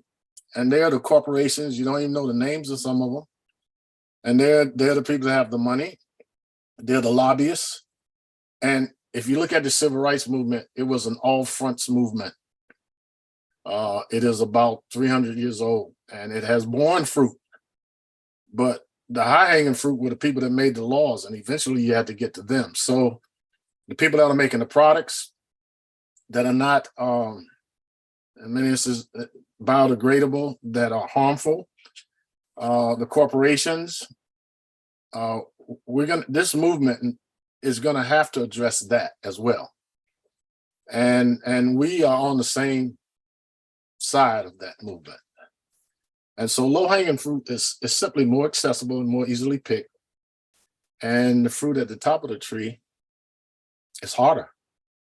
And you gotta get that too. So that's what I meant by that. And I think that most people that know me know that I meant that. Thank you. Thank you, Dr. Joyner. Mr. Goldson? Thank you, Madam President. I want to apologize to Dr. Joyner if I misinterpreted and misunderstood his comments about low-hanging fruit. But again, we are not just the victims, but we're also now the perpetrators, right? Because we sit up here and we make the rules and we make the laws when it comes to what we do in our public schools. And if we don't get more aggressive in making the changes that we need to make as a school system, we can't blame anybody else. We can't blame the people that make these bottles. We can't blame the people that make this paper. We could only blame ourselves for being part of the problem now, as opposed to being part of the solution. And I don't think that we as a, I mean, we all know. I mean, it's like that movie, Don't Look Up. You know, don't look up at the comet coming towards your planet. Then you don't need to know that it's happening. You don't have to worry about it because you're not looking at it. So we could not look at what's happening, ignore it, and just go about our business, or we could look up and figure out how to resolve that problem if we can. And I just hope that we follow the students' lead and get a sense of urgency around this issue and do what we can do, even if it's a small part, to fix what's happening. Thank you, Madam President. Thank you, Mr. Goldson. Mayor Elicker? I just want to say thank you, Mr. Lamb. I know this takes a lot of work. You got a lot of things going on, and I know that we got more work to do, but appreciate your work. And I also want to say thank you to the students. Your advocacy, and you show up at City Hall a lot too. Your advocacy is effective because you are persistent. You keep showing up. You keep showing up. You're not negative. You're not negative too. You show what you want. You hold us accountable, but you're not negative in the way that you do it. And I admire you and I appreciate that. You. Okay. Seeing no further comments or questions. We'll move on to the Head Start report. I don't have a Thank you. report at this moment. Thank you, Mr. Lamb, for your presentation. All right, Head Start will be brief because we did not meet because we moved the meeting to this Friday. We moved it to this Friday morning at 10 a.m. due to a scheduling conflict on my part. So that's Head Start. Citywide School Building Committee report? We did meet last Thursday on May 11th. Key thing there is the report is posted, which shows which also tracks some of the energy related projects that Mr. Lamb mentioned in his report. And those are mentioned in each of those going back years. Questions or comments for Mr. Wilcox on those two items? No? Finance and operations? report? A couple brief things on finance and operations. We did review the financial report for April 2023. The deficit number had not been updated because they are working to do that. And in our next finance and operations meeting on June 5th, we should have some updated information as to where we are and how confident they remain that we'll be on track to mitigate the deficit for this year. So that was one item discussed. Another was we are changing the meeting date for the July 3rd meeting. As you might imagine, a meeting on Monday, July 3rd before a national holiday might be lightly attended. And some of us don't want to go to a meeting then, like me. So we did had discussion and we're moving it to Wednesday, July 5th. Finally, we had a brief report about the staffing guidelines and some next steps on that. Those are mentioned in the minutes, and we started our next series of policies, which, just to touch on some things that were talked about tonight, do include the safety and security related policies, the route safety and security policies, also things like sex offender notification, hazardous materials in schools, pesticide application, et cetera. So that's the next group that we are started on. It's finance and operations. Okay, Mr. Wilcox, questions or comments for Mr. Wilcox? Okay, seeing none. Food Service Task Group report, Dr. Yarborough. Thank you. We will meet next month and we will continue to discuss and have an update on the search for our food director, our sustainability efforts as it relates to food, and as well as our planning and updates on the most recent and also our future food gap distribution opportunities. Thank you. Thank you, Dr. Yarborough. Questions or comments? Okay. Seeing none, I will make a motion that we go into executive session pursuant to Connecticut General Statutes 12006B and 1210B 4 and 10 concerning strategy and negotiations with respect to pending claims by Jessica Light and discussion which would result in the disclosure of attorney-client privileged communications. That's one. But the second one is executive session pursuant to Connecticut General Statutes 12006E and 1210B9 concerning discussion which would result in the disclosure of records, reports, and statements of strategy or negotiations with respect to collective bargaining. For the first part, we will ask that we be joined by Attorney Alexiades, Attorney Murphy, and Ms. Red Hannons. And for the second session, Mr. Lamb will be joining us until we'll ask him to come in once we complete the first conversation. Is there a second? Discussion? None, we'll vote to go into executive session. Mr. Wilcox, Yes. Dr. Joyner, Yes. Dr. Yarborough, Yes. Mr. Golson. Saw you walking out of the corner of my eye. Mayor Eliger, executive session. And I am a yes as well. And the link was sent by Ms. Connor. You should have that in your emails. Should have. Who's attending? Attorney Alexiades, Attorney Murphy. Mr. Lamb will join us.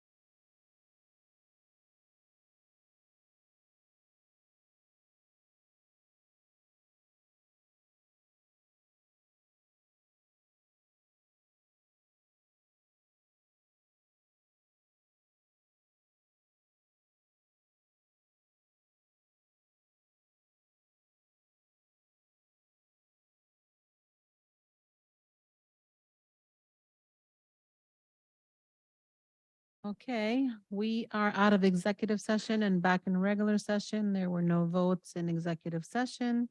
And there are no further agenda items. I will entertain a motion to adjourn. So moved. Second.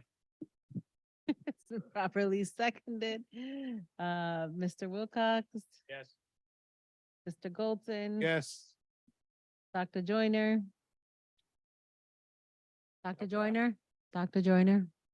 Calling Dr. Joyner. You're muted. Dr. You're Booker. muted, Dr. Joyner. Read my lips, yes. Dr. Yarborough, Yes. Don, Mayor Elicker.